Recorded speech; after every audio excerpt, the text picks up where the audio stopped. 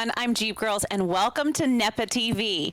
We are in the first week still of the NEPA Pro Series right here, which you can only see on NEPA TV. And these are by far the best players in Echo Arena. Tonight, we have a fantastic group of 3 games for you. The first being the Austin Burners versus the St. Louis Hustle. For now, we are going to take a quick walk through the arena and a brief explanation of how to play this amazing game. Echo Arena is a zero-gravity virtual reality sport that requires teamwork, skill, and communication to succeed. The arena features a spawn area where the game begins. Players enter the arena through a launch tube that has a catapult ring inside to increase speed. As they enter, the teams race to be the first team to get to the disc in the center, which is also called the joust. Players enter the arena full of geometric shapes that can be used strategically during a match. The 3 basic player positions are striker, midfielder, and goalie. Each player's Echo unit is equipped with a thruster on each wrist, a booster on the back, and brakes to slow players down from the high speeds. Regrabbing or stacking is a common technique used in-game. This is demonstrated when players use each other repeatedly in a slingshot motion to increase their speed. Another useful skill is stunning. This allows the players to temporarily disable the opponent's movement. Stunning can be countered by using the blocking skill, which causes the stunner to be stunned. As the offensive team progresses through the arena with the disc, the defending team protects their bubble, which serves as a 3-point line around the goal. When players enter the bubble, a goal counts for just 2 points. When a team scores, the disc spawns on the opposing team's end of the arena to give them the joust advantage.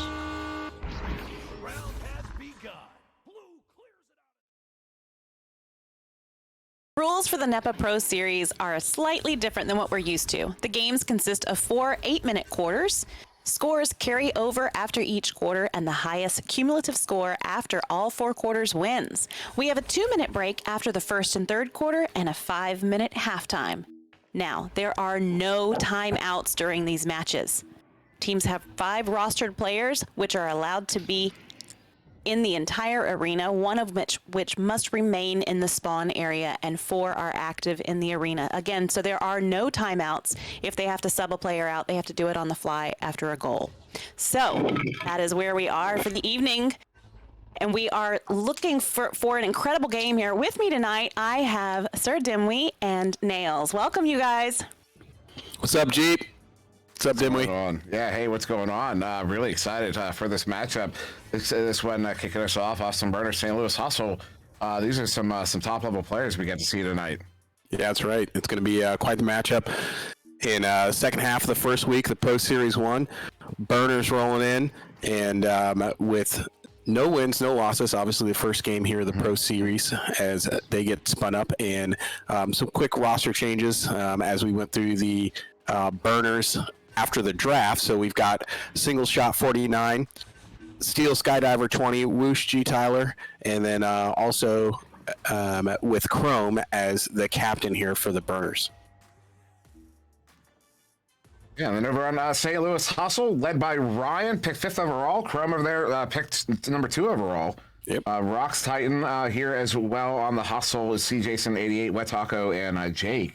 Or Jake 3, Jake E, I'm not sure. But it's Jake. We're going to call him Jake. Let's go, Jake. But yeah, these, Ryan, a recent runner-up in the VRML finals there on Team Ignite Chrome.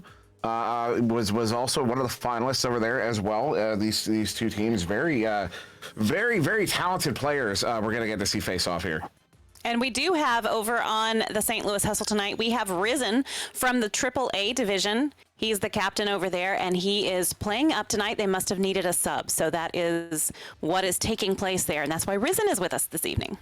All right, so excellent. So Risen, looks like Risen's in for Ryan, in fact. So Ryan, the captain, will not be in this opening game.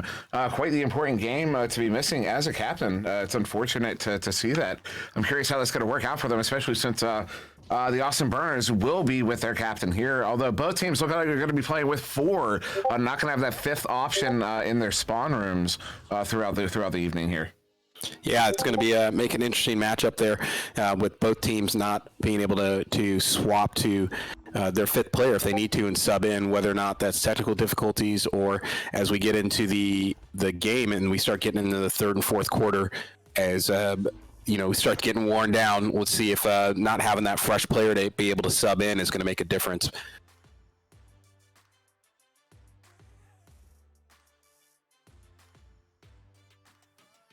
And we are going to have, go ahead, I was just going to say, we are going to have a server change. So please stand by and hang out with us for a few moments while they take care of that. So, you guys, what's your prediction tonight? You know these players, and Steel Skydiver is new to the roster of the Austin Burners. He just came in this week, so that's exciting. A AAA, he was on the AAA. He was actually on the Salt Lake Rail Riders. No, yes. The Salt Lake Rail Riders is correct. So he has moved up to the Austin Burners this week to take in that fifth position there on the Austin Burners. Oh, What's your prediction? Go ahead. I was going to say quite the matchup tonight. And Burners finished out the VRML season and they were crushing it during the season, doing pretty well. And then obviously we had the draft, shovel up the team a little bit. But the Burners, I think, are still just going to be a force to reckon with tonight. Obviously, the first time we're seeing St. Louis Hustle name and team in its entirety here rolling into NEPA Pro Series 1. But I know we saw last time on Wednesday, right, the rankings between both teams, both having not played any games yet, right, but just that rolling in ranking based on their current stats. And then we saw a swap. So I'm expecting the Burners are going to come out pretty hard tonight and look to establish kind of the history and the trademark that the Burners carried previously prior to the draft.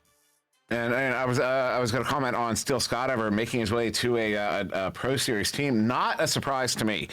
He is an exceptional goalie.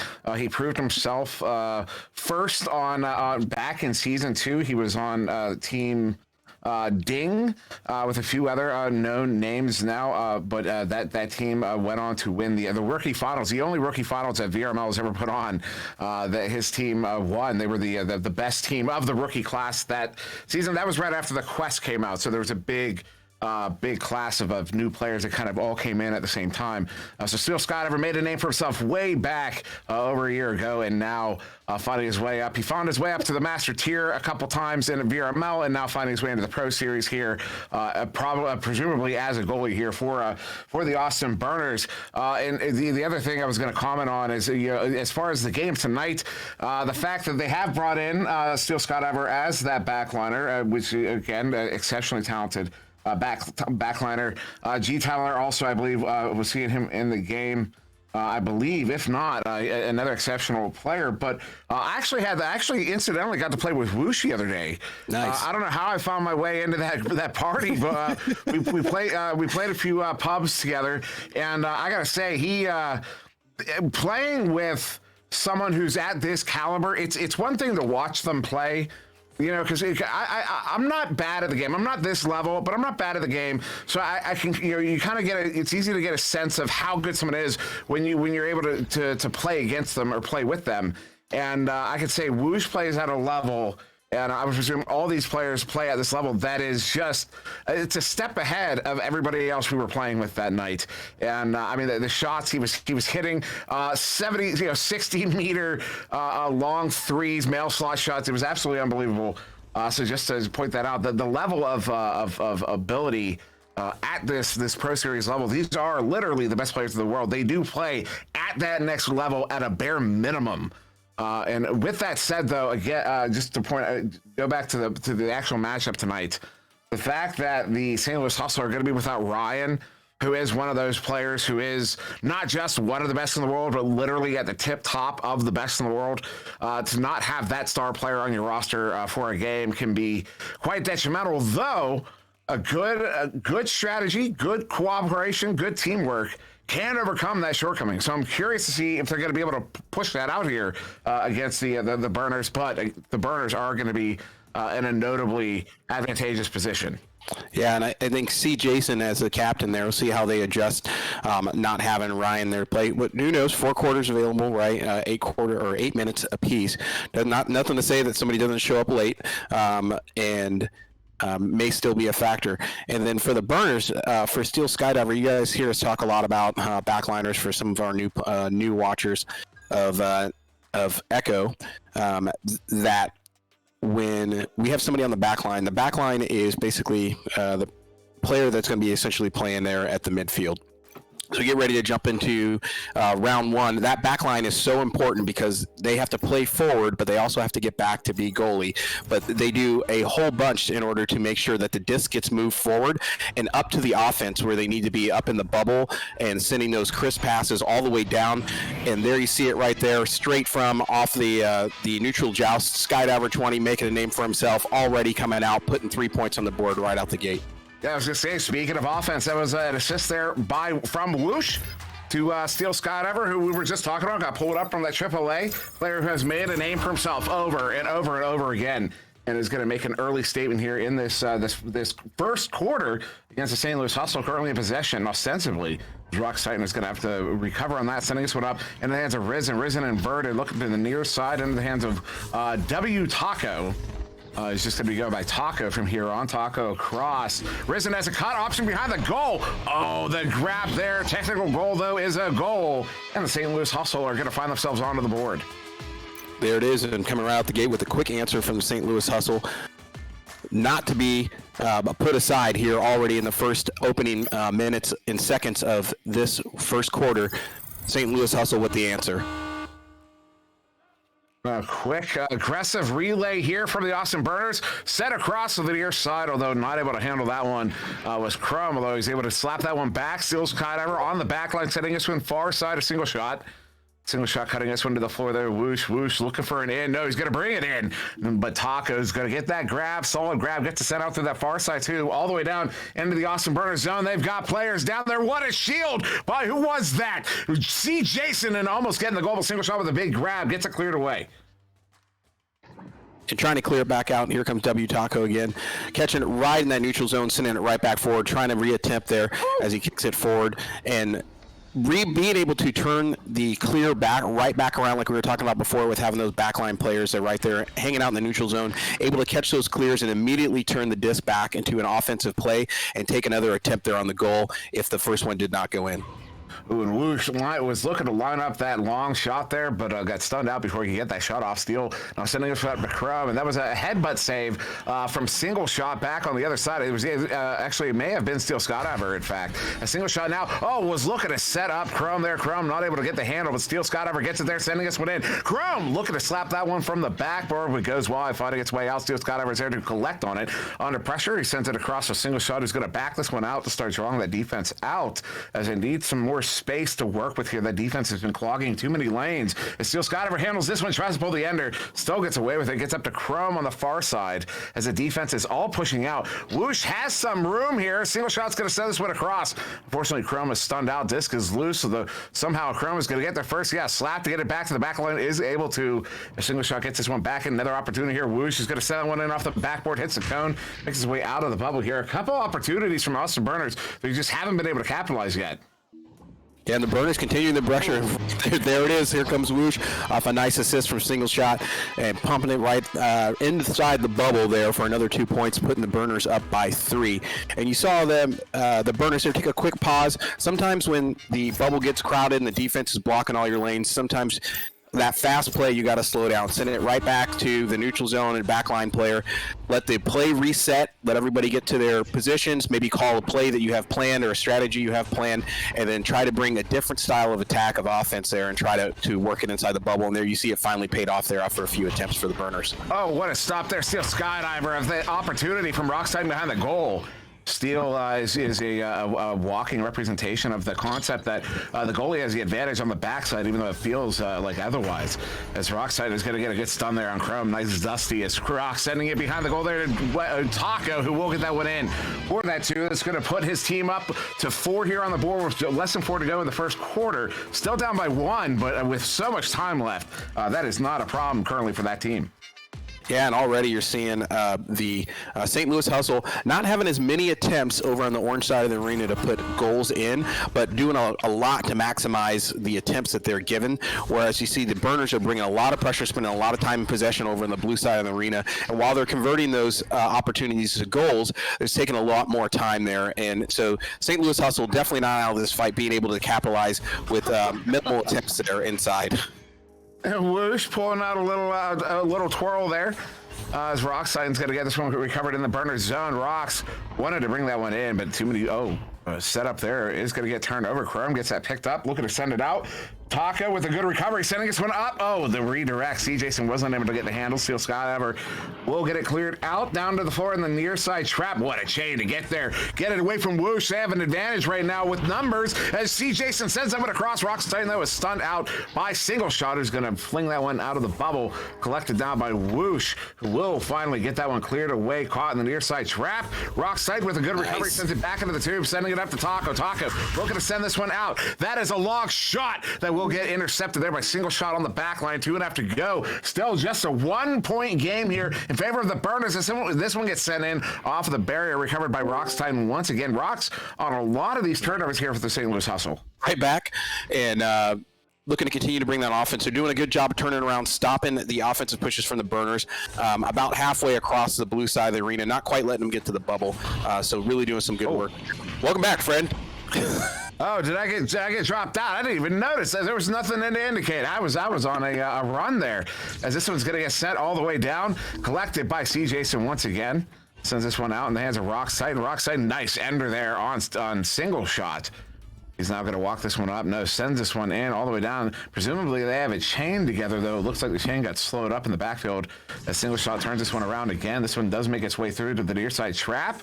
Into the hands of Whoosh. Whoosh juking around a little bit. Going to send this one across. A Single Shot. Sends the edge of the bubble. They don't have much of an option here, though, as there's 4 blue bodies in the bubble there. So also all of St. Louis Hustle back on defense. Very quick response there.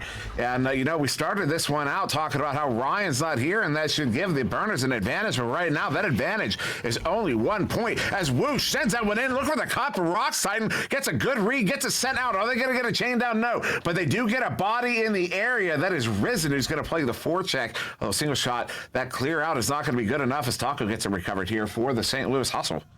And those clears are so important. And, as you get the disc and you're looking to send it right back over to the other side of the arena and get those chains together, if you don't have that good accuracy or it's slightly off there's so many geos you got to get around. And one bad clear that either goes to the center, right to the backline player, or off a geo and bounces back and can really tear apart your entire offensive play because everybody's already on a regrab chain looking to go down there and pick up the long clear. I'm going to be honest, the Burners right now, the reason they're holding on to this lead is their defense. Their stops and goal have been unbelievable. What are the saves? Yeah, Single Shot with 4 saves. Still Scott over 4 saves. That is nonsense, as this one will get picked up there by Single Shot. Less than 30 seconds to go in this first quarter as this one gets cleared out. Of course, the points are going to carry over. As that one, a little disruption there, though. C. Jason is going to get his scoop back to the near side trap. Into the hands, though, of Chrome on the back line. Chrome sending this one in there. 2 blue bodies caught out of the bubble. If they can get that chain sent out, no, they're going to get back to defense.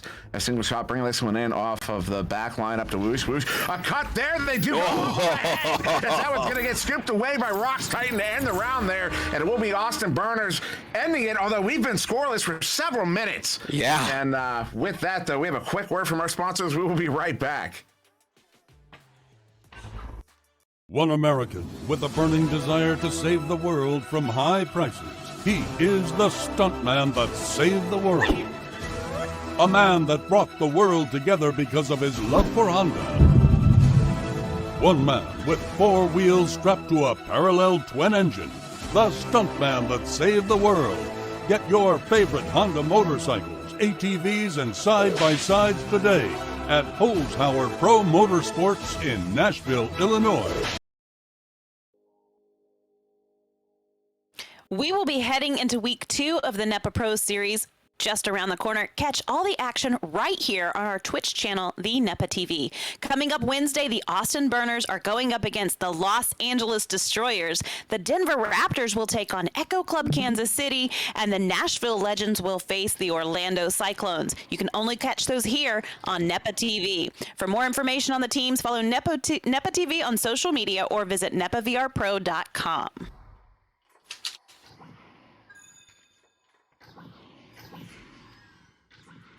And I'm back right now for the second quarter. It is time for play.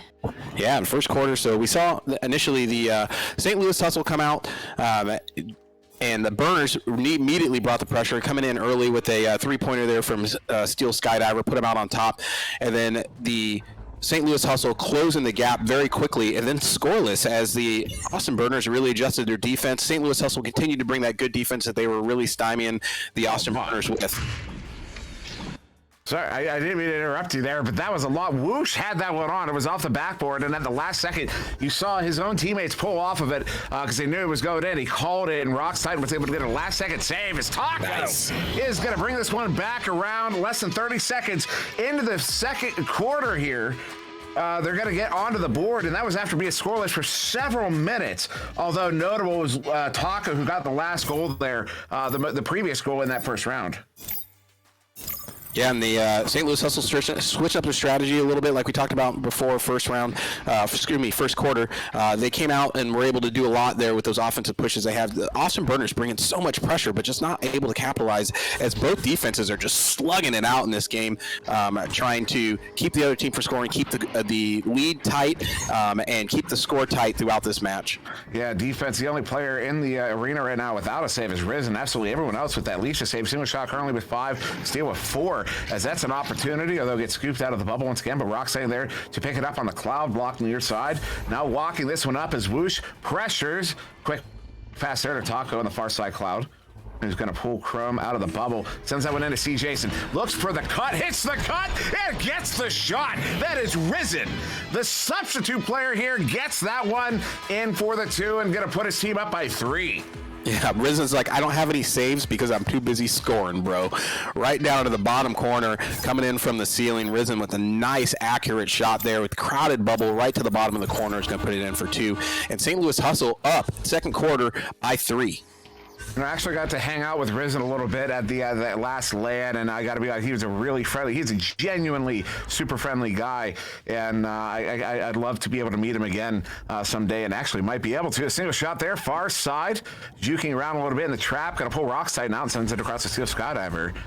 Steel sending this one in. Looks like they were trying to pull Rocks completely out of the play. They do, as they have a numbers advantage right now, 4v3 if they press in. And instead, Crumb is going to back that one out. They did have the strategic advantage as Whoosh now looking for the cut, hits a cut, and single shot is going to swing that around for the dunk to get the Austin Burners back within 1, just a couple minutes into this second quarter. Single shot doing some outstanding work coming in and juking out the goalie, jumping over the top there and putting a slam dunk in from the back, and some great moves inside the bubble, putting those 2 points on the board that keeps this game very, very close, and that's exactly what the Austin Burners needed. Some juking there from C. Jason gives it away to Steele. Steele up to Chrome. They've got 4v1 right now against the goalie. Should be dead to rights. Instead, Chrome backs out again, allows the defense to get back on side here. Single shot gets this one behind the goal. Gets it to Steele and a big stop there in the goal. It gets set out of the bubble, but picked up once again. Whoosh, far side, able to send this one back in. They've got 2 behind the goal. Bounce in into the hands of Steele. Steele wants to bring it in. Goalie is perturbed, but not stunned out. And that's going to be another turnover. Taco gets it sent out, caught in the near side trap. Going to be a race for it. Good slap there to get it away all the way down in the Austin Burners bubble here. Very near the goal, just going right behind the, right off of the backboard. Collected by C. Jason, who's going to have to juke around, make some time here. No way is he going to get that one in. No, looking for that cut to Rocks, but it's off of the barrier and now collected by Single Shot, who looks for that, does get the clear. Through that left tunnel, and those clears, you hear us talking a lot about the clears there. Those clears through the center, there's a lot of geos down there in the center of the arena, right? So if you can get over to those tunnels and clear those through, not a lot of geos through there, you can get it to the neutral zone. You can get through the neutral zone there with minimal resistance, and generally if you got a backline player, most of the time they're probably going to be playing in the center of the arena. So if you can get it to the sides of the tunnels there, it's good probability you're going to be able to get the disc there through the tunnels and get that chain effective down to the other side of the arena to pick up the disc and start bringing offensive push. And right, just like that, Burner's able to make it happen off a nice cut pass from Whoosh to Chrome, and then inside the bubble for another 2 points, and they're off to the races there with the first lead of the second quarter for the Burners. Yeah, Steel Scott was literally in the face of C. Jason for that whole sequence there. If you watch back on that replay, Chrome getting a good 2 there, put his team up. C. Jason handling this one, going to take Whoosh 1v1, gets this one passed out. Nice recovery there, Risen. Now sending this one in, caught in the near side trap. Steel Scott ever with that chain. Gets it picked up, though, puts it in the hands of C. Jason, who gets this one sent all the way down into the bubble. Careening bounces there. Taco looking to recover on the far side. But under pressure, gets this one set in, but in the hands of Chrome. We got a good read on that pass. I'm sending it out. Nice pickup there by Nice. Long shot off of the barrier. And all the way back out to mid, where Taco's going to get it picked up here for the hustle. Sending this one out at the dump end to the left side, near side, into the hands of C. Jason, who's looking to take it 1v3 off of the head of the goalie. Makes its way up to the stealing, where Steel Scott ever will get it cleared out. And Burner's getting that defense together, trying to turn that offense back around. Again, like most teams or most sports, you're going to have an offensive and a defensive setup there. But a lot like when you're watching basketball, you're playing defense and offense at the same time. So you've got to be able to swap your strategies, your players, and your movement around just like that. For the Burners to play defense, come back out and be able to duck it in there. I didn't see who that was off. Was that single shot that got it off of C. Jason's hand? Looks like. I think it was who was it? Steel Scott ever had it there over to Chrome. No, it was Chrome. Nice work. Went for the dunk. C. Jason came out, did get a grab on it, but got the technical goal there, which does put the Austin Murders up by 3. Less than 2 minutes to go in this half, as Chrome is going to get this one slapped out, but into the hands of C. Jason here on the other side of the St. Louis hustle. C. Jason now sending this one out. It's going to bounce off the ceiling in the hands of Risen. Risen over here to Rock's side. They've got a 2v2 here, moving in on the bubble. Rock's over to Taco. Taco doing some jukes. Sends in the shot. Steel Skydiver got a grab, but wasn't able to get it out. And that's going to put the hustle back within 1. Nice work by Taco coming in. And who's that? C. Jason there on the way in. I didn't catch it, actually. I think it was Chrome who got the assist. Yeah, I think it was Taco's goal. Yeah, Taco came in, and great patience on Taco's part. You saw him come in, had a clear opportunity for a slam dunk, saw something he didn't like, decided to back out for a second, under pressure, passes it off, and then ends up making it happen there. So that's the kind of patience and just arena essay that you're going to see out of these pro players. Ooh, and a send out there off of the boot, going to keep it in the bubble as Taco's going to get it recovered. Rock's Titan, incidental steal from his teammate. Now going to look to hand it back off to the teammate. Taco juking around on the near side wall, setting it in the hands of Steel Scott. Ever sending that one up. Whoosh, open goal, plants in for the 2. Too easy as the Austin Burners is going to take it up by 3 in the final minute of this half. And Austin Burners looking to reestablish that dominance here in the second quarter, going into the halftime, trying to keep that lead up, keep that momentum going, because that's so important, as we see all the time. If you can get that momentum swing and continue to hold on to it going into the halftime there, great opportunity coming in the second half that you'll be able to continue to keep that flow together. See Jason, quick pass to the near side as they set up. Everyone's at mid there. It's in a line. I don't even know what to call that. A sailboat? Doesn't make sense. Taka setting this one up. Risen off the backboard. Goes just low. 5 seconds here. Maybe one more opportunity. Taco has it. No. Sends that one across. Is looking for the cut. The single shot is going to get the grab, and the Austin Burners going to end the round up by 3 here. 13-10 over the St. Louis Hustle. And with that, quick word from our sponsors. We will be right back.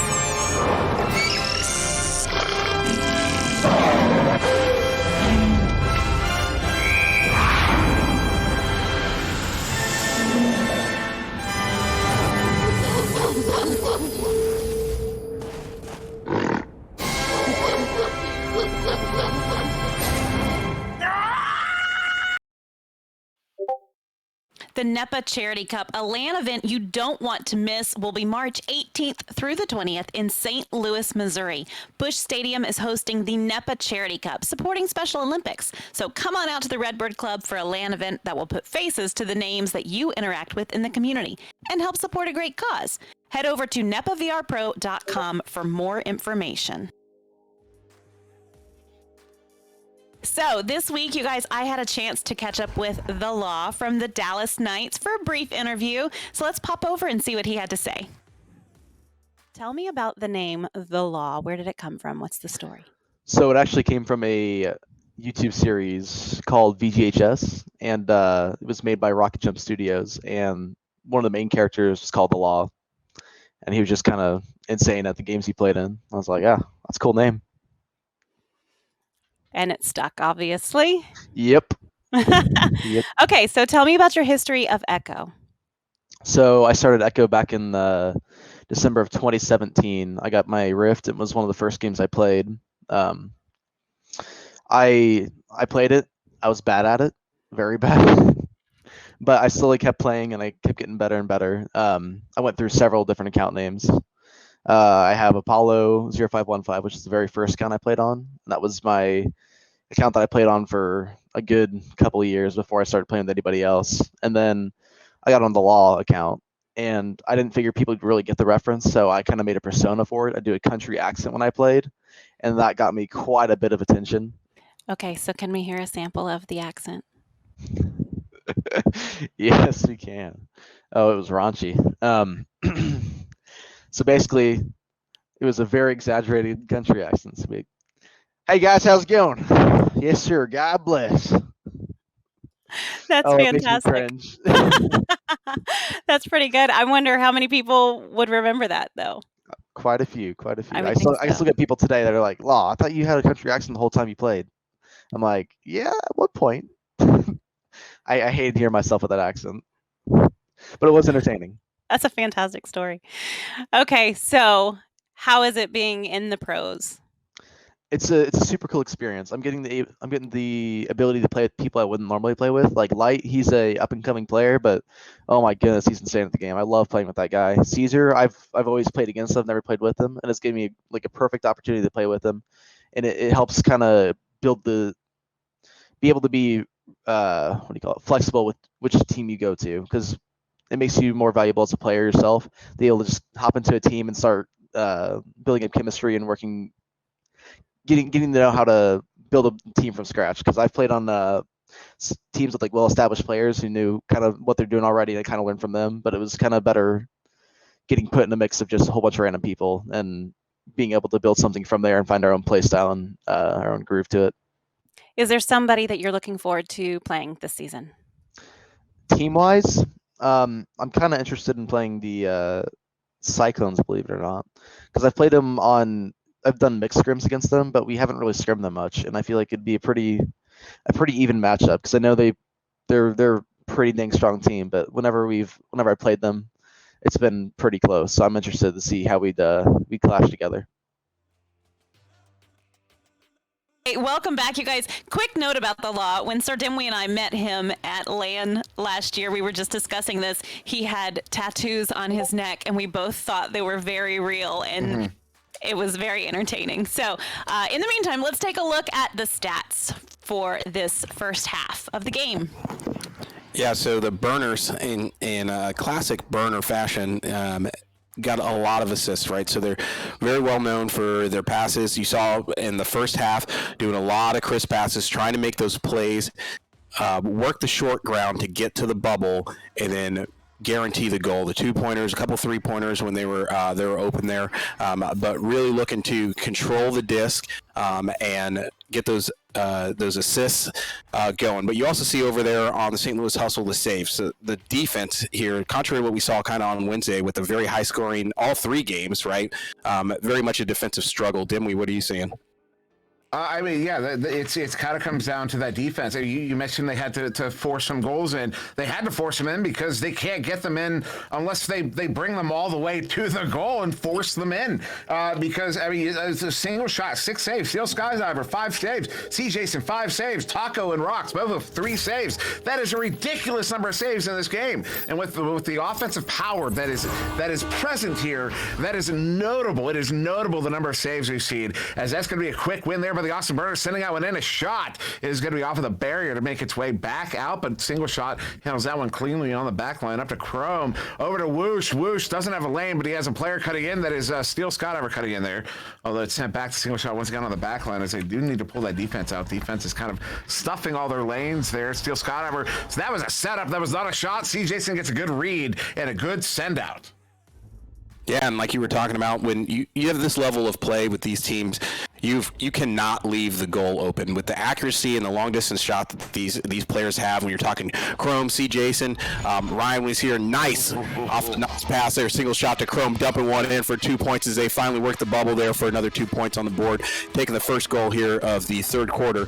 If you leave that goal open, they will punish you for it. They will be out at 36 meters, looking to send one in, hot and heavy, and before you can even get back to stop it, it's already in the goal. And you make that note, and it's funny you make that note because I was about to bring up the fact a lock shot here is going to go wide. Rock's not able to recover it. That's probably the first long 3 opportunity we've seen in a while, as the only goal in this game that wasn't a 2 was a very first goal scored in the game by Steel Skydiver, as Whoosh is going to get a 3 in. Finally, as we're talking about it, Whoosh is going to get the first 3 since the very beginning of the game, and that's going to put his team up by 8 here. Yeah, and you see them. They're bringing their forward with only 4 players, right? You've got to have the option and the decision to either bring that 4th player forward so you can bring more pressure on the offense when the other team's making you work. Oh, disrupted the goalie there. Whoosh coming right back off a nice 12-meter toss from outside the bubble, putting it in for another 3 points, punishing them for missing the quarterback play there coming out the tubes. But when you have those players that can make that happen, you've got to decide whether or not you bring that 4th player forward and start bringing the pressure, especially if the other team's forcing you to get those short passes, work your way inside the bubble. If you have an extra player up there, it makes all the difference to be able to open up those passing lanes. When you don't, you got somebody back in the goal, you're stopping the long 3s, but you're not going to be able to work that bubble that much. A lot of jockeying there, but Risen ultimately coming away with it, turning us around, does get it sent through that far side tube. A couple of chains coming in after it. Just a scoop there from Chrome. Did not realize he was only surrounded by teammates. So we'll turn right back over to the St. Louis Hustle here as Rocks Titan handling it here. The far side tube, setting this one up, though. In the hands of C. Jason as they play very patient here. They're down by 11. C. Jason loses a handle. Whoosh looking for the lock shot. It's the nugget. That's going to keep it out. And a good defensive chain there. C. Jason with the pickup. Trying to get back around here for the St. Louis Hustle on another opportunity. 11-point lead here for the Burners as the St. Louis Hustle's trying to find their flow. So we talked about the momentum with the Burners going into the half up 3, really turned it into 11 here, rolling into the third quarter, and they are punishing the St. Louis Hustle. The Hustle try to come back off Risen off a nice bank shot, leaving a Banksy for 2 points, trying to close the gap and get that momentum swing back in St. Louis's favor. In fact, that is St. Louis's first goal here of the second half. Almost 4 minutes into the quarter here. That one from Risen after three unanswered there from the Austin Burners to kick us off. The Whoosh here sending it through to single shot on the near side over there to the far side. Nice relay to get that one through mid. That puts it, the St. Louis Hustle back on defense. As Steel Skydiver up there to Whoosh. Whoosh currently playing very well at the moment. Pulls that defender out, takes that shot. Oh, that's gonna sting. Indeed, it must. As got to stop there. But got the stop with C. Jason. Looks like he was tilted backwards a little bit, so that may have, you know what I mean? It's a thing where typically it would have been fine, probably. Yep. But because he was leaned back, you know, his actual orientation had leaned back, because there's a turnover there by Steel Skydiver.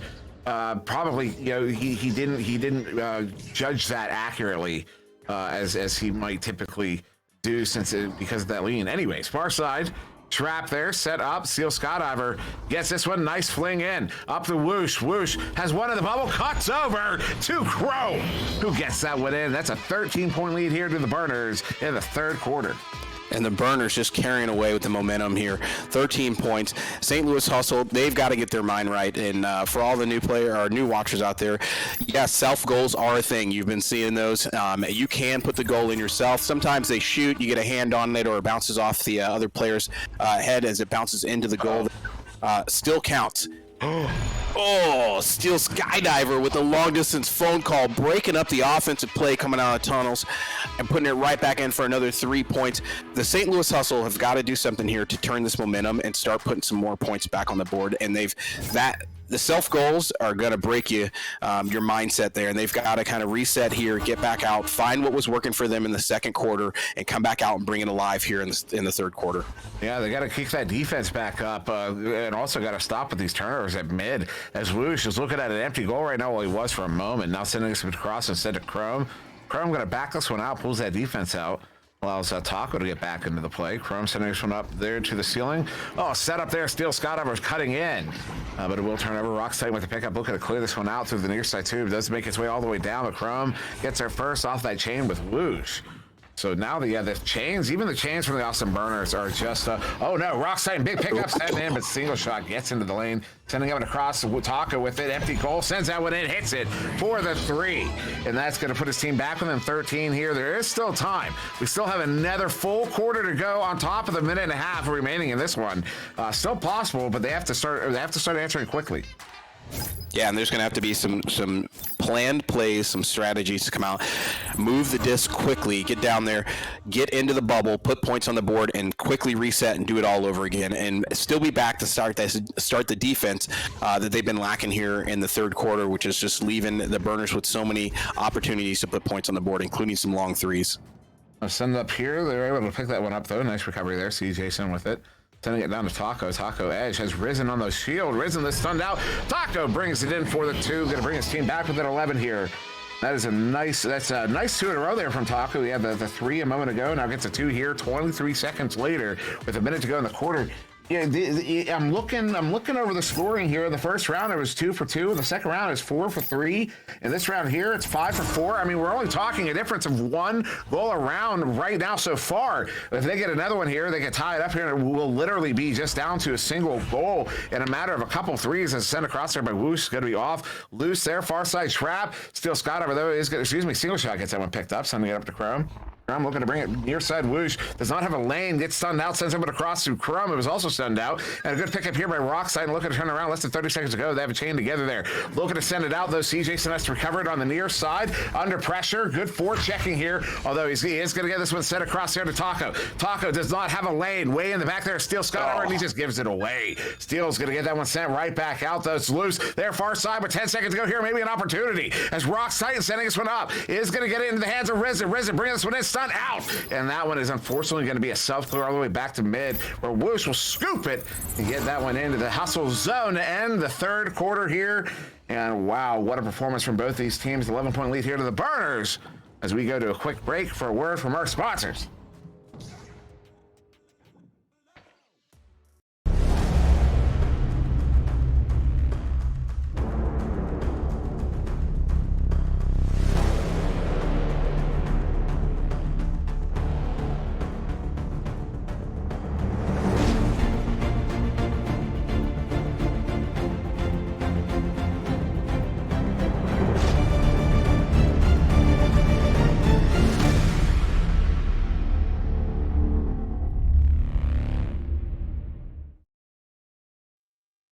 Friday nights at 9:30 Central, 10:30 Eastern, head over to nepavrpro.com/late night for Late Night with Ivan Thrive. You never know what you might see when Ivan sits down with your favorite Echo Arena players and teams. Go over to nepavrpro.com/late night Friday nights at 9:30 Central, 10:30 Eastern to catch Late Night with Ivan Thrive. Now, you guys, that third round was a heavy score in comparison. We've seen a lot faster games, but that third round really seemed to kick it up a notch. Rounds 1 and 2 were a lot slower scoring. Round 3, what happened? They turned it on. I think the Burners Burners got a couple lucky breaks, but also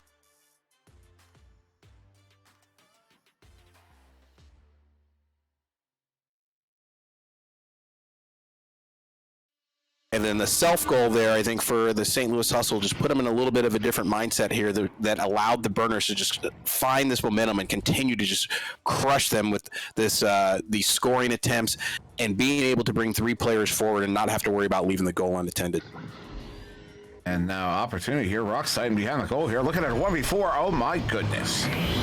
Oh my goodness. Rotating himself. Gets that one in to kick off this round 20 seconds in. That was a ridiculous goal there. I can't believe he got that. Yeah, and in the St. Louis Hustle, looking to turn it around here. Only 9 points, plenty of time left for them to tie this up and then try to walk away with a W. But like you said, they've got it. They've got to swing that momentum. Oh no! And they're not going to do it that way. There was Chrome comes in 1v1 there on the goalie. He's able to put one there in the corner for another 2 points and get it right back off the St. Louis Hustle coming out and trying to get on the scoreboard early here in the fourth quarter.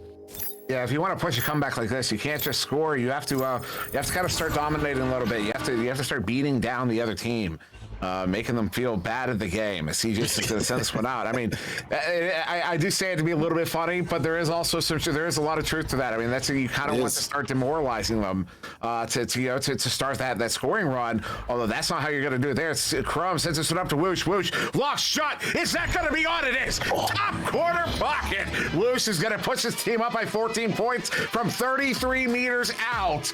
Oh my goodness. And you saw him float up to the center. He had his eyeball on it. The chain was coming back and could not get there soon enough. He was shooting from the top. Chain was coming in from the floor. Not going to be able to get there in time. Reverse direction and get up there and stop that disc from going in as Woosh sends a stinger in hot and heavy. Oh, Rocks with a big recovery there, getting away from Chrome, sending it up to Risen here. Risen juking around from Chrome, just dumps this one in. Oh, he was trying to get it to Taco. Taco got scooped up by that chain. Whoosh, nice shield. Sending this one out through from that tube a little bit high. Gets there, slap, but a stun as well. Taco's got it recovered here on the near side. Sending this one out, 14-point lead here to the Austin Burners. As C. Jason for the Hustle looking to reign control, but it's not going to happen. Steel Scott over picks it up on the back line. Over to single shot moving in. Has one cutting, has 2 cutting. Oh, and the shot off of the post will be recovered here by Chrome on the far side. Chrome has one on him. Looks to send this one up to single shot those off of the nest there. Will be recovered by, I don't know how Chrome got there and got it to Woosh. Woosh inverting to get away from that player. It isn't going to happen though as Risen gets it picked up and sent out, but what a chain. Look at how quickly that chain was ready to answer and pick that up. Just lightning fast. And I think that's what we're seeing on the Burners. It's a little bit different than... My man's got the sniper scope on tonight, just sending him into the corners every time he gets an option.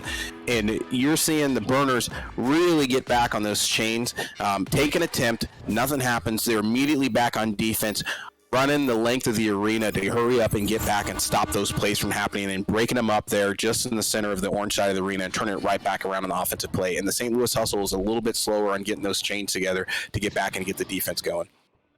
Rocks with it again here on the near side, setting this one in to CJ Sen. Oh, good break up there. Didn't catch, got that grab. Was that single shot on the far side? No, it was, in fact, Steel Skydiver who got that break up. Rocks with it again. Gets away from Steel, sending that one in. And off of the mark as that one gets scooped out once again, but recovered once again by Rocks Titan. Rocks sending this one in. Risen far side has CJ sitting on the near side cutting, but red there by single shot as CJ was coming in from that from the ghost block. That one gets cleared all the way out. Woosh looking to track it down, unable to. He's a little bit too slow. Single shot does get there first. Looking to send that one in. No, he sends it up instead. Get it over there far side. A single shot. He sends this one back all the way to Chrome on the back line for the Austin Burners to reset here. The Austin Burners taking their time. You're seeing them being very patient here. Again, looking to get those short passes, work inside the bubble. And this Woosh again. He is in fuego tonight from outside the bubble, just finding every corner that's not guarded and putting points on the board with it. I'm looking over right now, and this might be a little bit... Okay, so there have been... I'm going to have to do a count. Okay, no, Steel and Taco. Steel. Woosh has 5 threes right now, 3 in a row at the moment. Wow. Taco sending us one in. Yeah, he is doing something else. Yeah, if this is he'd be on fire right now. Yes. Yeah, I love the reference. Woosh. Long shot going to be quite wide. Recovered here by, that is Steel Scott. We'll get it in for the 2. So they're going to continue to push this lead up now up by 22 points with 3 minutes to go. I haven't been able to do the math yet, but I do believe very quickly this St. Louis Hustle team is running out of time. Yep, and there's just like you and Palador were talking about on Wednesday, there's that 40-point rule coming up, trying to stretch. I feel like it's becoming a thing now. I think it is becoming a thing, and in fact, the point of no return right now is 2 minutes and 20 seconds. So effectively, St. Louis have 2 minutes to score 22 points. I don't know if that's, they have 20 seconds to score 22 points. I don't know if that's feasible. It's Taco. We'll get 2 of them in. They do get back within 20 here with under 2.5 to go.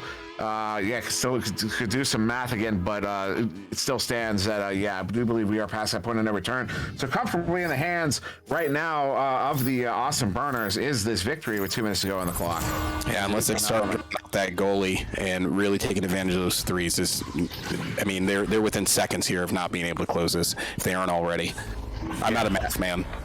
No, I think we're already past that point. I don't think there's I think if the St. Louis Hustle were scoring threes every 5 seconds, I still don't think there's enough time to come back. Challenge. Let's challenge my words. Since that would end, goes a little bit wide, though, as Woosh gets it recovered here near side. Less than 2 to go. As that one's into the blue bubble there. Taka with a pickup. Sends it out. They have a chain to chase it. This one down. Oh, opportunity. They get it for the 3. Rocks Titan, the player from a moment ago who missed the 1, gets the 2nd. Brings his team back within 17. And St. Louis Hustle not giving up the fight here. Still looking to sink some threes, still looking to put points on the board and try to close the gap. And at this point, working on their strategies they know are going to work here in the future as we get to the rest of the Pro Series. But the Burners here in a very, very comfortable lead here with about a minute left here in the fourth quarter. Really unattainable for the St. Louis Hustle. Yeah, just a minute to go. Rocks gets this one set up here to Risen. Risen moving through the near side tube, sending out one across, does get it to Taco. Taco looking for an impasse, looking for some points here to end the game as Rocks. Far side pocket picked by Woosh. Woosh, who has had a notable game this evening. Sends that one out, up into the ceiling there. Single shot is there to recover 40 seconds ago. Singles over to Woosh. Woosh wanted to send in another one, but gets stunned out. C. Jason flings that one away into the near side trap. 30 seconds ago here as it will be recovered by C. Jason, who's going to look to dump it. No, still Skydiver gets there. Sends that one in, goes just low and wide and out and away. Where Woosh will bring it in. Another shot. Nice grab. That was a beautiful stop there by C. Jason. A nice stun there to keep that shot from going in. Rockside gets it recovered. Sends it out. That was all the way out to mid. And we'll bounce around there where C. Jason will get it recovered. Maybe another opportunity here. Goes just wide of the goal. Sent out there. That looks like that should end the game here. Austin Burners are going to be taking this one after 4 quarters. One more shot from Steel Skydiver, and that'll end it 41-24 in favor of the Burners.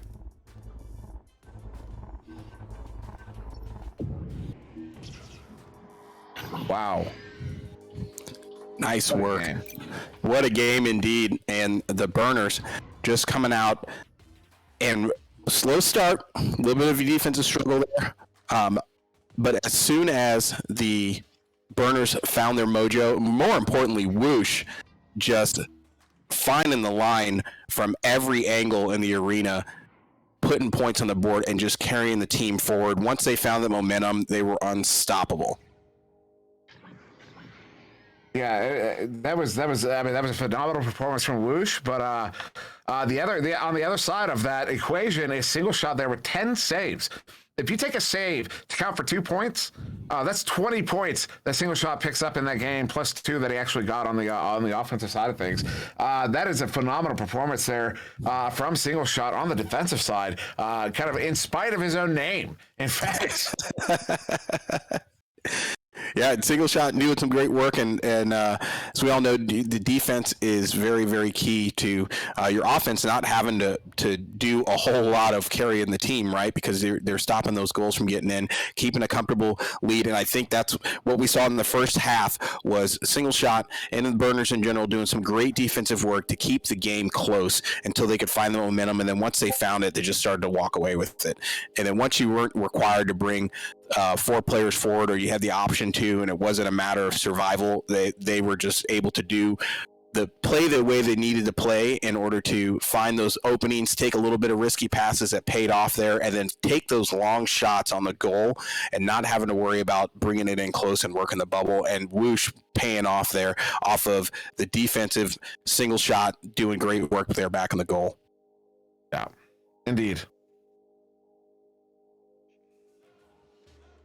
Okay, so there were 7 3-point shots from the Burners in that game. That is remarkable. You guys, it is time for the player of the game tonight. I'm gonna leave this one on you guys. This is a tough one. So I know, Dimwee, you're gonna probably disagree with me. So, but I think right now, like we're looking at, it's a toss up between single shot and steel skydiver, because like you talked about, single shots defense, 10 saves. Really doing some outstanding work to keep the team within spitting distance there of the lead, and really keeping a tie game until they could pull away. And then once Whoosh was able to make that happen, putting those points on the board with really critically those 3-pointers, it changed the entire dynamic of the game, really put St. Louis behind the ball, and really changed their mindset and allowed the Austin Burners to establish a momentum. I think I'm going to go with Whoosh, not just because he has 19 points, but also the attempts there and the possession. You know, I'm going to be honest. I want to make the argument. I want to go with single shot. I really do. With those 10 saves. Actually, C. Jason got 11, which is substantial. I almost even want to go to C. Jason with that and say, even despite the fact, you know, his team they're missing their captain, you know, that has a lot to do with your coordination, cohesion, who you've been practicing with, and all that. Although I don't believe that, you know, that was necessarily the factor at play here, but. I will agree. I will agree with you and a lot of people on Twitch chat. The Whoosh player of the game here, you know, capitalizing on those long threes, hitting those long threes. They were really important to his team. Although it feels a little cheap to you know, to not be able to pick the other players who contributed to that so significantly. But just if we have to pick one, I'm going to go with Whoosh on this one tonight. There you have it, Whoosh, player of the game. Congrats. Whoosh. Absolutely. Well, stay tuned for just a few minutes. We have 3 minutes until the next game, which is the Denver Raptors as they take on the Los Angeles Destroyers. So that is bound to be an incredible game. So we will be back in roughly 3 minutes, right at the top of the hour. So please hang around, grab some popcorn, make a drink, whatever you need to do. Be back. See you in a second.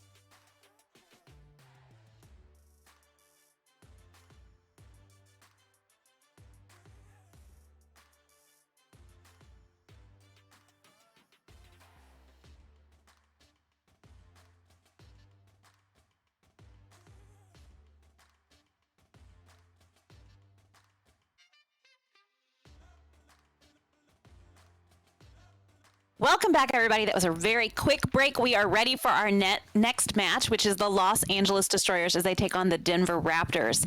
So this is bound to be an exciting one. You guys, what are you thinking?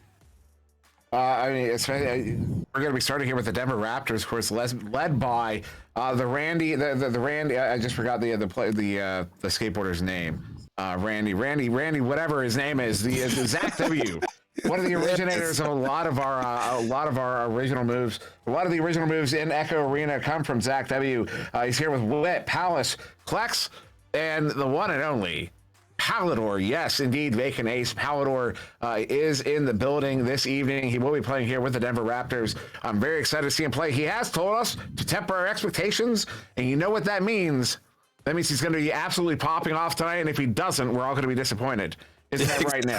Yeah, it's a lose-lose for him, and or a win-win, depending on how you think about it. But over on the LA Destroyers, we've got Loveridge as the captain, Zenith, Kaznaz, Big Bot, Isolate, and then tonight playing, we've got all five rolling in tonight with a spare there over on the Destroyers, and then Destroyers. 0 points, obviously, as we're looking at the stats there, but ranking third coming into the beginning of Pro Series 1 in the west side, looking to face off against the Raptors tonight.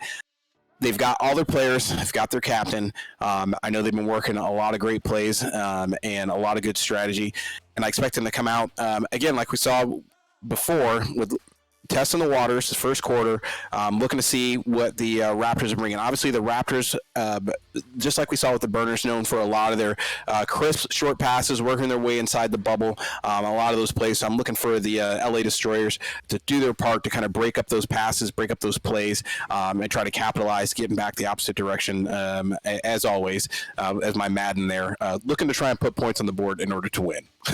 Yeah. Always, yeah. I'd love to channel some John Madden now and again. Also, shout out to B-Love. Zach W. is the Rodney Mullen of Ecno. Rodney Mullen is the name I was looking for there. B-Love knows exactly what I'm talking about and why I would be referencing him in regards to Zach W. Of course, the Cloud Shot, the Whirly Twirly, all originated from Zach W. And in fact, the Cloud Shot originally called the What Shot on account of Palador's reaction to it when it happened for the first time in a competitive match. Because literally, that was the reaction, was just, what? And then you can go watch it back. It's originally called the What Shot, and just kind of settled as a Cloud Shot. As we are going to start here in round one between the Denver Raptors and the LA Destroyers, and it is the Destroyers who get the first touch.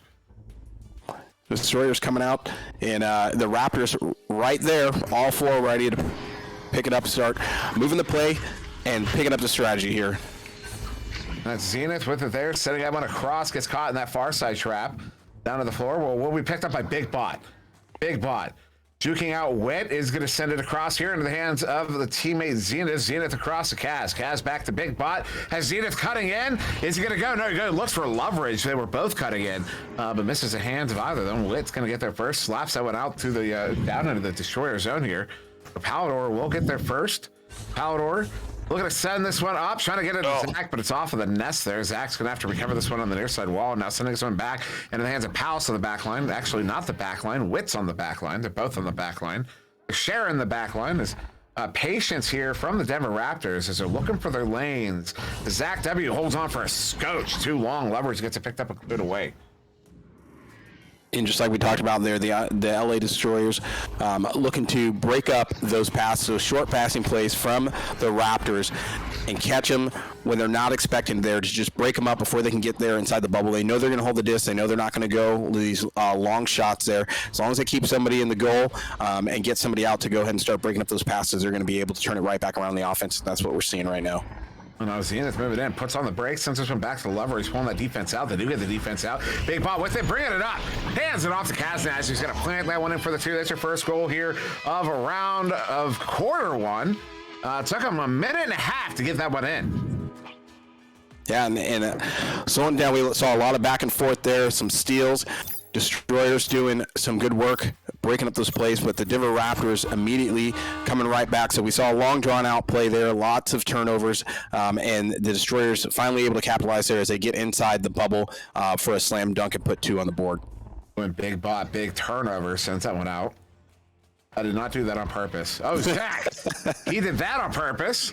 Sends this one back. Nice reset there to Witt on the back line here. Witt sending this one up. Let's get it across to Palace. Palace, we're going to send it in. Palador wants to bring it in. Goes below the goal there to Zach. Zach gets stunned out. Leverage with the pickup and the clear. As they're looking to chain after this one. No clean chains getting away. It's going to be Zach W getting there alone, but he has one right on him. Has to get it away quickly. That was Kazanez coming in on the forecheck, but turns it right back around. Big Bot once again on this turnover. Just over 5 to go here, still in the first quarter as Big Bot's going to back that one out. Patient play here. Zenith on the back line pushing this one in. Zenith with his Kang teammate Leverage on the far side goes to the near side of Big Bot. The side across Zap with a good read. Gets that one cleared out. This one's going to be all the way down. Another race floor it.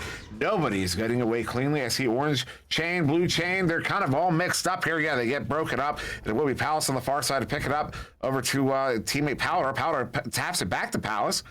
Palace goes to the pocket trying to get it to Witt. Now it's going to be kind of a Hail Mary toss-up as Palace gets his own set back. And Broman calling it there in the chat. Raptors going to score 1 million. I don't think it's numerically possible. I don't have a calculator in front of me, but I'm just going to say maybe not 1 million, but I get what you're saying. Now Witt gets this one picked up as Palace gets stunned out, turning this one back around up to Zach W there far side with Palador nearby. They're going to stack up. Palador gets a boost. As Zach clears this one out, it's going to immediately turn over to Big Bot. Big Bot pulling up the shield. Sends this one out to the chain there, friendly chain. Nice stop there. Who was that got a hand on it? Not sure if Zach touches it, stunned out. Palador now with it, stunned out. This one into the tube. Nice send back to Witt there. Got ourselves a good old-fashioned ball over here in the left tunnel. Yeah, this is just stuns after stun, turnover after turnover. Ultimately, Zenith gets it cleared out of any clean chain. Nobody's getting clean chains. Are you kidding me? What? Well, points are points. Zenith is going to get 3 on luck. 55 meters. Nice. Catching it, just clearing it, and caught a good bounce there off the wall and the backboard. The Raptors try to get back to stop it, and I don't think anybody thought that was going anywhere. So you saw the change there show up just shortly after the point showed up on the board. This is one of those games. Neither team is letting the other one do absolutely anything, and so the only way you're gonna score is with stuff like that. That's the only way you're gonna see goals in this game. Because neither team is letting the other. Look at that. Nobody can wrest control of the disc here. I expect some real adjustments after this first intermission. Because this I don't know. Honestly, I can't even identify. Oh, walk shot. Oh, what a stop, Zenith. Oh, my goodness. That was an open goal. Somehow Zenith gets it covered, and that one's cleared out. I don't know where the breakdowns are actually happening in this. I don't know if it's a matter of just defense, or is it a lack of execution on the offense. I'm not really sure. As a nice setup there, Zenith. That goal was actually open, and Zenith pocket pick by Zach W. Less than 3 minutes to go here in the first quarter. Yeah, and what you're seeing is both teams are completely dialed into the other's cut pass game plan. They are that good positioning. They're in the right place. They know who's open. They know where the passes are going to go, and they're breaking up the team's ability. There it is. Oh, come on. That's not fair. No, that's not fair. Big Bot, no, that is Big Bot. I feel it's so hard for him right now. He got 2 saves there. He got the headbutt save. Oh goodness, that is a heartbreaker. It's not enough bringing it in the bubble, and they're going to try and close it out. As the Raptors, you're not going to let us execute any short passes, and we're going to get in the bubble and just harass you and take multiple shots until we get something in. Yep. Zach, oh no. Oh yes. 29 meters out, 18 meters a second hits it. And just like that, the Denver Raptors have tied it up. It only took them 14 seconds to get the second one. And what we were saying before is both teams are basically eliminating the other team's, a short pass and cut pass game plan. Yeah. Before you can get there, they know you're going to hold on to it. They know you're going to be patient and look for good passes, and they're breaking up those plays. And you've immediately seen the Raptors immediately swap their offensive style. Well, they're just going to take shots. I'm going to get to where I think I can get close enough to the goal, and I'm going to try and find the corner. If it's open, I'm going to put it in. And just like that, they tied the game back up here 5-5. Looking to send this one back. Somehow gets it to Palace, and Palace is going to send it to Palador. Palador is sending it in. Oh, no, it's off of the shoulder block. Zach's going to have to track it down. No, actually, Zenith with the scoop gets it to that far side trap there. And scooped up to the ceiling. Palador is there to recover. Sending it across. Nobody in the area. It's going to have to be tracked down once again by Zach. Zach under pressure by that chain, sending this one in. Very aggressive defense here from the Destroyers. As we're in the final minute of this round of the quarter, Witt sending this one up. Nobody in particular will be picked up by Kaz, who just scoops that one out, sends it to the tube, not in. Hits the lip, but a good recovery by Kaz himself. Sends it right back through. Does get it through this time. The Lovers will get it picked up. Lovers across. They have 3. Approaching on the bubble. 3v3 here as, oh no, Big Block gets stunned out. Gets a stun in return on Palador. Zach gets that cleared out. Far side tube. 23 seconds. Maybe only time for one more goal as Palador is going to send this one back. Looks for the reset. It's going to be in the hands of Zach W. Zach sending that one up. Does get it to Palace. 13 seconds. Palace sending it through. They have nobody out. Actually, excuse me. That was a pass to Palador. He gets stuffed by that defensive chain there. Kaznaz across to Loveridge. They have an opportunity. One more shot. Bringing it in. Loveridge going behind the goal there to Big Bot. Who gets it at the end of the round? 2 points on the board. What the LA Destroyers up 7-5 to end the first quarter. Unbelievable there. As with that, we will go to a quick word from our sponsors, and we will be right back to this. Wow, what a match! Yeah. Your cool uncle called? He wants you to ride a Harley. It's easy. Don't drive this. Ride this. Check out all of the new and pre-owned inventory at Greenmount Road Harley-Davidson. Don't let your uncle down. Get to Greenmount.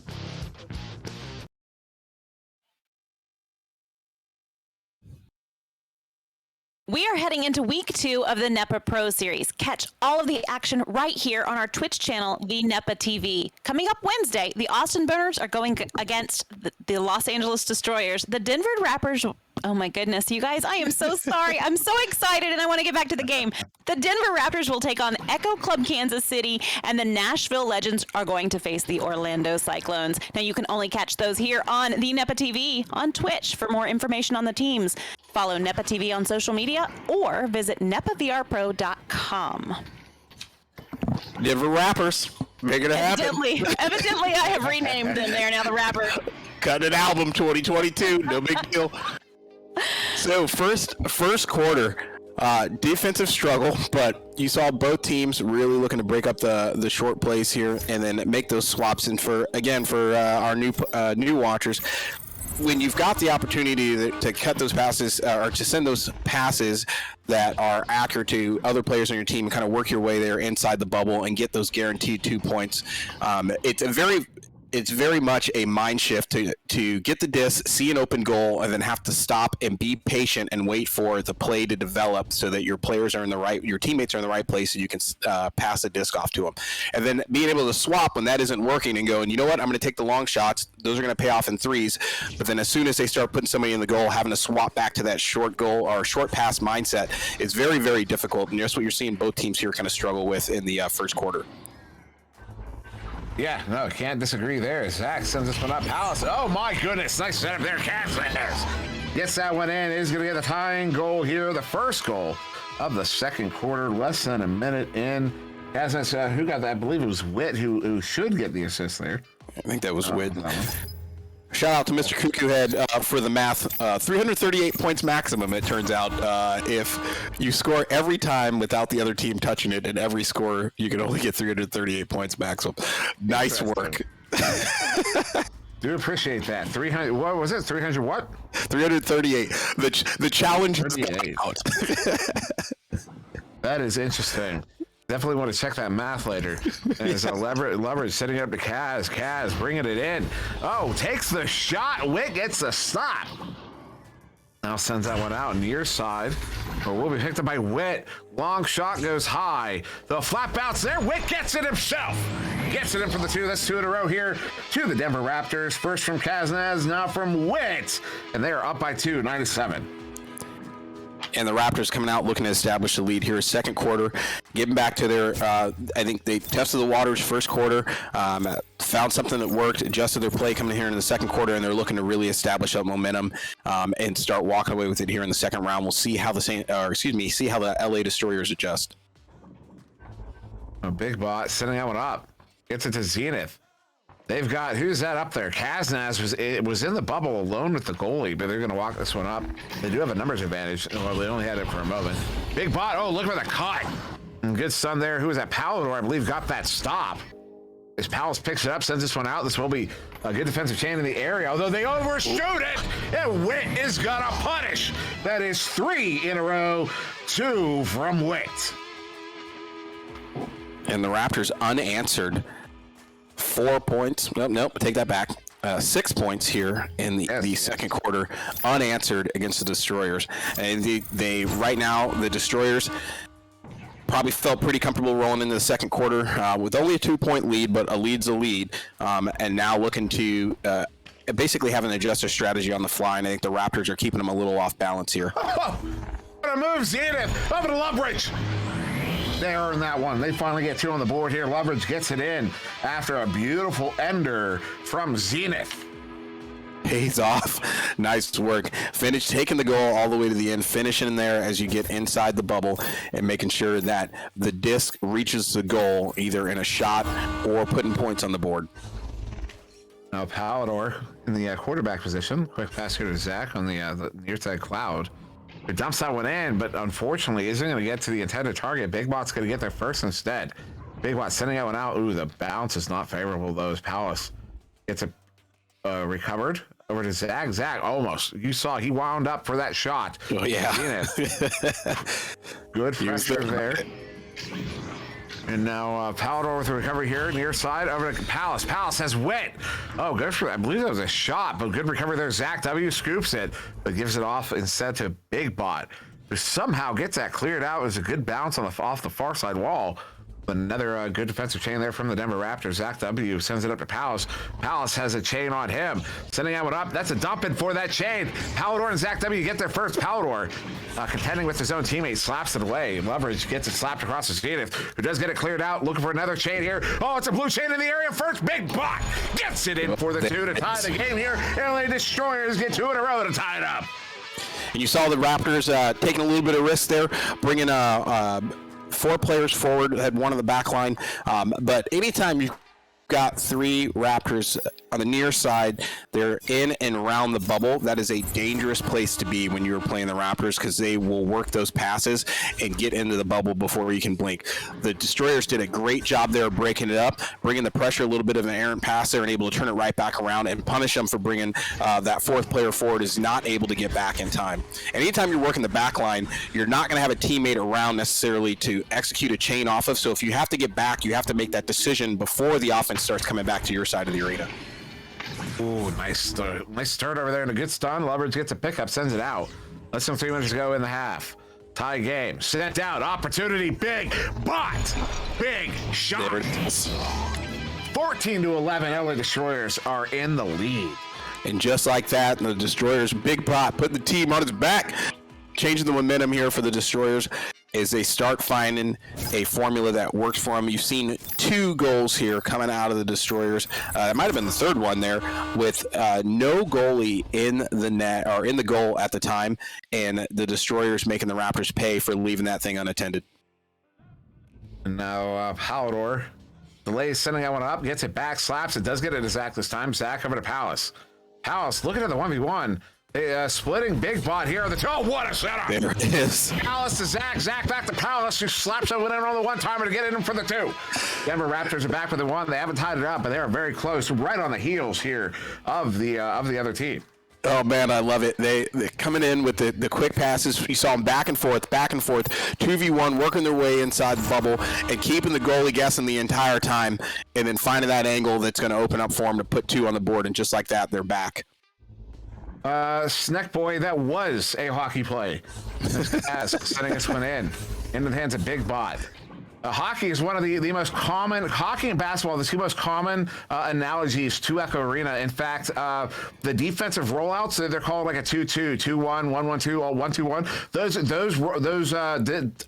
designations come from hockey. That's where they originated from. They were stolen directly from hockey. Hockey is Big Bot.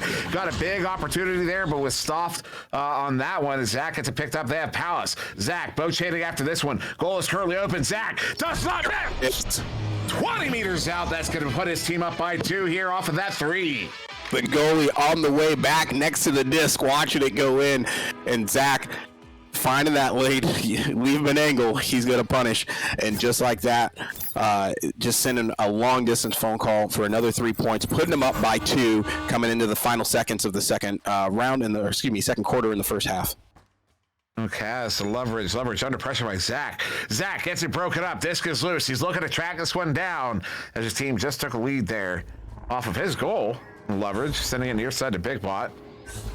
And Big Bot, less than 20 seconds to go here. Only time for one more goal in this half. Zenith across, Leverage off the backboard, goes wide. Big Bot there to recover, juking around. Wants to pull that defense out, sends in the anchor shot. Zach W gets that one stopped up. This one's set all the way out. Unless this is an incidental goal, that'll end the round there. And it will be the Denver Raptors ending the half up by 2, 16-14. And now a word from our sponsors. We'll be right back. A lot of hard work goes into keeping things simple. We do the heavy lifting because when you're out there, you want everything to simply work. We build our machines tough to outmuscle the outdoors and keep the adventure going. Introducing the new Kawasaki Teryx KRX 1000 ES side-by-side. Your world, your adventure.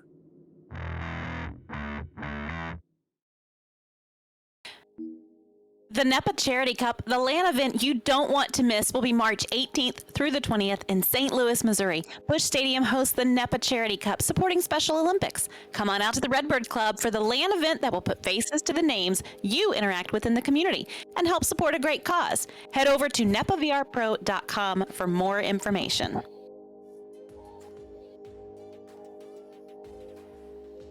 You guys, this week I had the pleasure of speaking with Palador for a brief interview, so let's pop over and see what he had to say. What are you looking forward to the most out of the NEPA Pro Series, out of the whole season?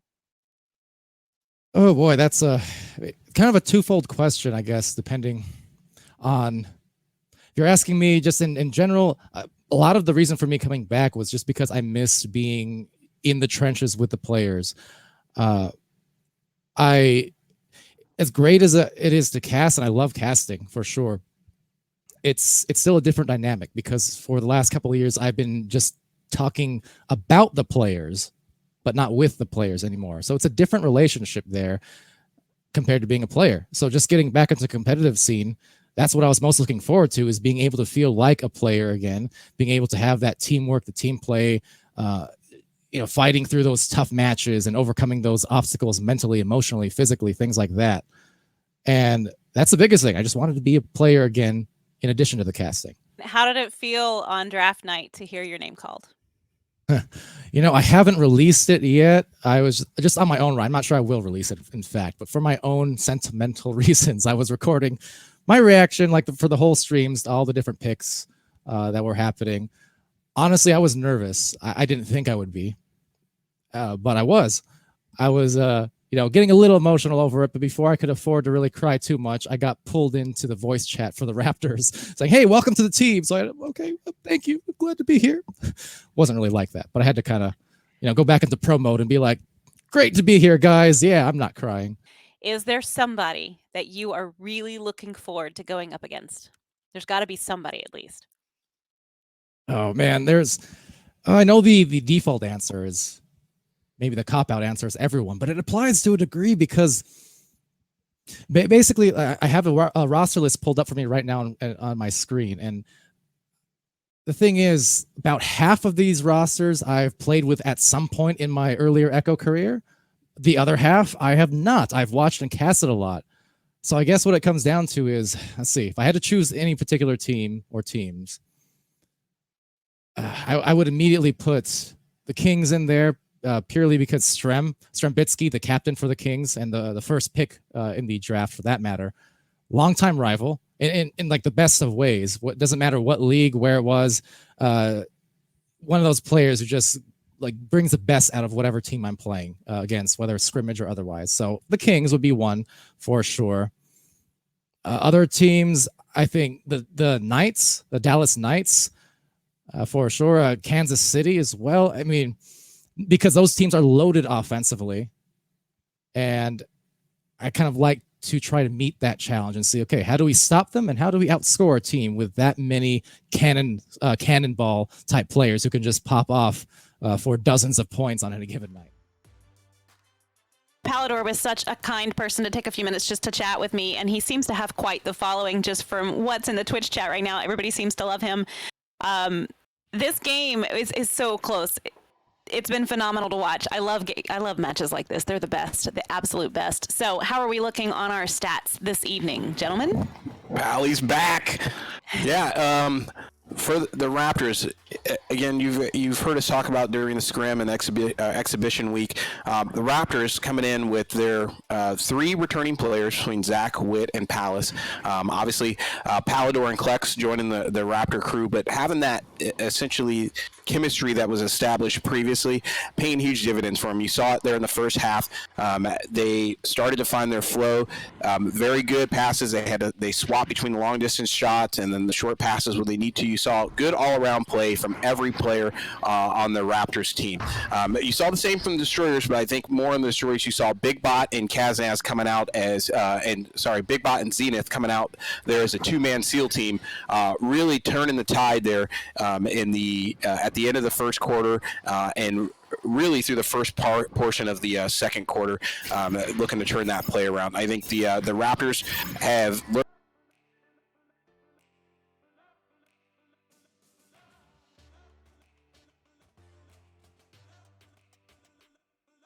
Really curious to see. I don't know what to think. I was saying it kind of near the end there, closer to the end, that these teams have been they're so evenly matched in this game. It was just a 2-point difference here, and both have been making it impossible for the other one to do just about anything. As Witt, it's going to be the Denver Raptors with the first touch here. Witt sending it at Palador. Palador off of that interview over there to Zach, who's gonna hit Witt, who gets it in for the 2. And that right there, if you love Palador, you want the hockey assist for Palador, because he certainly earned an assist on that one, although he's not gonna get the credit there as this team goes up by 4. He's got credit in my heart. Indeed. In all of our hearts. I agree. As will be the LA Destroyers here with a Joust advantage. Kaznaz in the quarterback position. Now sending this one up. He's going to walk it up. Zach W. checking. And gets sunned out. Kaznaz. That was dirty, sir. Count it. Oh, no. Set across. Big bot opportunity. Oh, gets stopped there by that returning defensive chain. And a slap across is staying in possession here. Are the Destroyers of the Cavs. Stunned out. Palace, long shot. Just a dump in. Going to make its way off the flat wall. Witt unable to get the grab as the disc is back to mid. Witt, nice work getting back there. Missed it there on the chain coming in. Hustles back to the neutral zone to pick it up and keep it in Denver's favor with the possession there and continuing to bring another offensive push. There's Witt again. Hands on the disc. Sends it over to Zach. Sorry, there's the leverage. I think that was leverage. Got that stop. That was a ridiculous hook shot from underneath the goal there. And just stuck his hand out. Got the stop before getting stunned out. Zenith shot there. Stunned out. Went wide. Big Bot got stunned out as he sent in the second shot. And that one went off the post. Leverage down to Big Bot. Pocket pick by Palador. We'll clear it out through that far side too. This one's all the way down and into the zone here. Blue chain, though, looking to get there first. An orange chain just behind a little bit. That send up, a little panicked, will be recovered there and sent all the way down into the Raptor zone. Yeah, there's nothing that'll change your mindset and get your blood pressure pumping and pick up a shot like that as a defense and seeing 2 orange players come screaming towards you on a chain looking to stun you out. Oh, no, yeah, that'll definitely have you second guessing some things. Leverage over to Kaznaz. Gets it in for the 2 LA Destroyers have finally answered here in this third quarter. It was 2.5 minutes in. Kaznaz for the 2. And that's only our second goal here of the quarter. Witt with the first earlier on. As that brings the LA Destroyers back with a 2. Denver Raptors, Joust advantage. Palador with it. They have 2 left, but he goes weak side right to Palace, who's stunned out there. Big Bot, who looks to dump that one in. That is a shot attempt, goes quite wide, though, as Leverage is going to get there first. Leverage stunned out, picked up by Zach. Zach dumping that one out, sends it up to Palace. Palace, he dumps that one out. They're looking to get the chain down. There's too many stuns going off in the backfield. And we'll need the defense getting there first. The Destroyers with it. Leverage to Zenith. Zenith back to Leverage. And Leverage sending this one up. Look at this disc movement here to get through mid as the LA Destroyers in possession. Oh no, sending that one right in the hands of Zach. Sending this one right back around. Less than 5 minutes to go here in this round as Wits over to Palace here, although it's off the mark.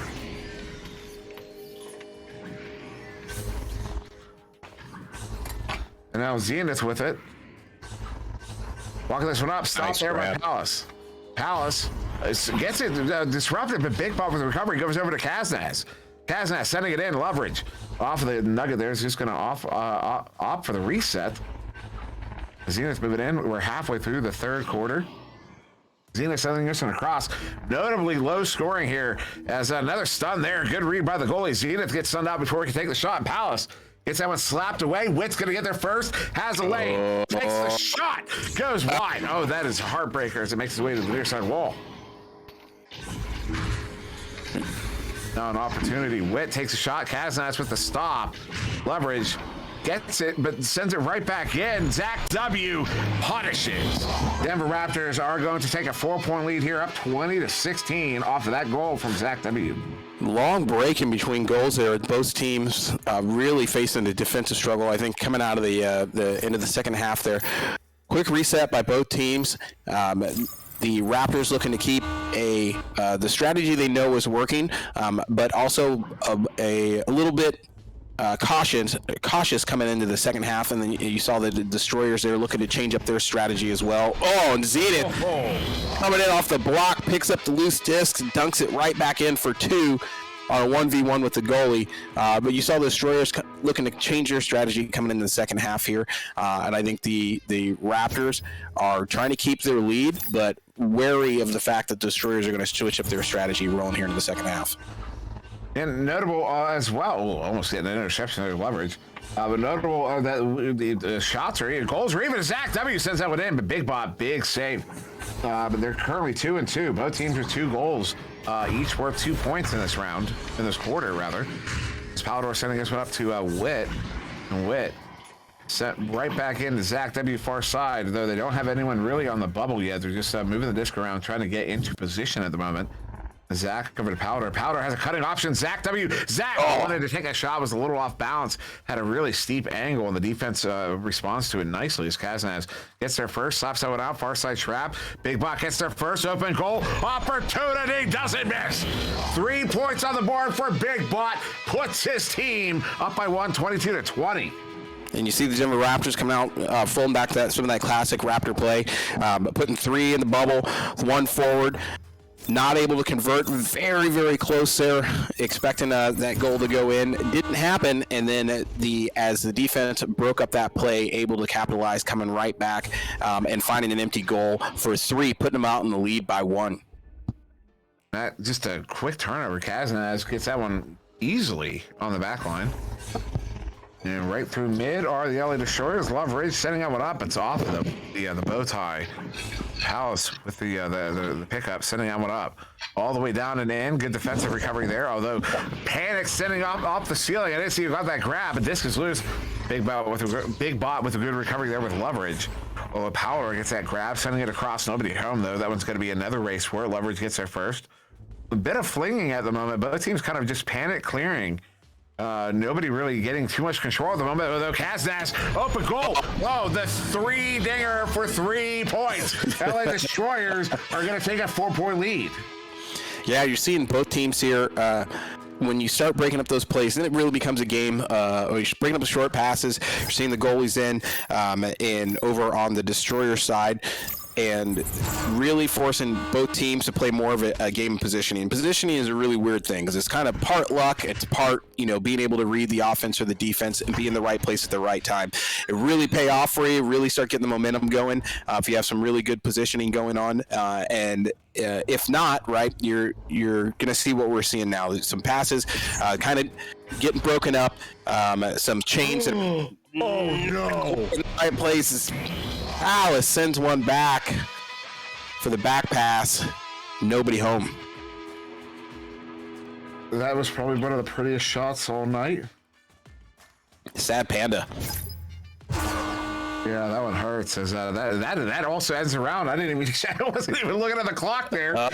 Another 3. So that's 3 threes in a row there For the LA Destroyers to end that round, they got 4 goals in a row. But with that, we're going to take a quick word from our sponsors. We will be right back. Access the largest motorsports inventory in America. We're authorized dealers for Can-Am, Honda, Kawasaki, Yamaha, Sea-Doo, and more. Get the best deals these brands have to offer. Browse through our inventory to find exactly what you're looking for. Friday nights at 9:30 Central, 10:30 Eastern, head over to nepavrpro.com/late night for Late Night with Ivan Thrive. You never know what you might see when Ivan sits down with your favorite Echo Arena players and teams. Head over to nepavrpro.com/late night, Friday nights at 9:30 Central, 10:30 Eastern to catch Late Night with Ivan Thrive. You guys, I'm always paranoid when I'm playing Keeper that somebody's going to do a reset back to Keeper and I'm going to miss it. So I can't. I feel pain. Vanzy Dash calling it. Ballas is too good. He doesn't miss. And yes, hurtful but funny. But I mean, if there's anybody that's going to rebound from it, it's going to be the Raptors. Luckily, that happened here at the end of the third quarter. They've given some time to reset, a quick timeout to kind of talk about what happened and what they're going to do to change it here rolling into the fourth quarter. Down 7 points, able to close out that gap and see if they can get back on it and get back out in front of the Destroyers as they win the neutral joust here. Witt setting us up for that chain. Zach and Powder there. No one able to handle it. Powder, good stun, good shield. Zach with the pickup over to Witt. Witt gets it in. And they are going to show us they are in no trouble at all. Not going to worry about that self-goal. Get the first goal here 12 seconds into this fourth quarter. Yeah, no strangers here to having their backs up against the wall during the VRML as they climb their way back into fourth place. I think they finished there in this last VRML season in the previous Raptor roster. But being able to overcome those psychological hurdles there when Zenith with a nice duck off a pass from Big Bot coming in low, putting it in for 2 points, taking it right back.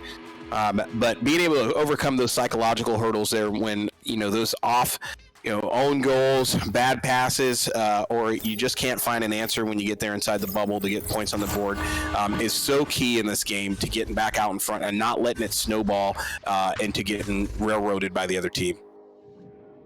Zach here.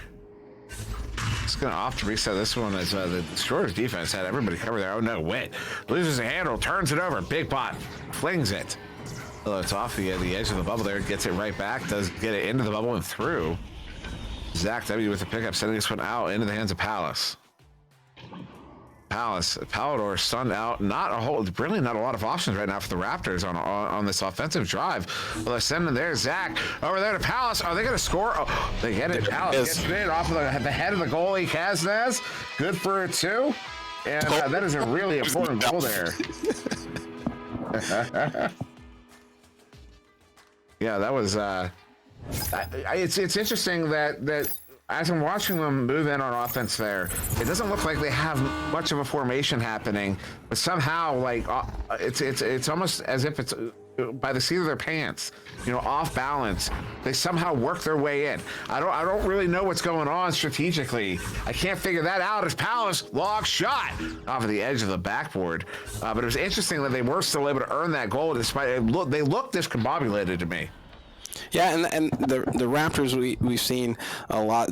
I mean, once they get into the bubble, if they have passing options, it gets hairy quickly for the other team because they're just on it. They're moving the entire time, and nobody's sitting still.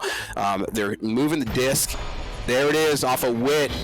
Ding ding! Long distance collect phone call from 18 meters for 3 points, closing it to 2 already. But when they're moving around like that inside the bubble, the disc is moving so fast it's very hard to keep up with. And kudos to the Destroyers because they've been doing an outstanding job this game of keeping up with those passes, keeping their eye on the disc. Just keeping an eye on who's open and breaking up those passes. But there's only so many you can stop, and eventually they're going to start putting points on the board. And the Raptors come in, it like you said, it just looks off balance, and next thing you know, they're taking shots and dumping goals for points.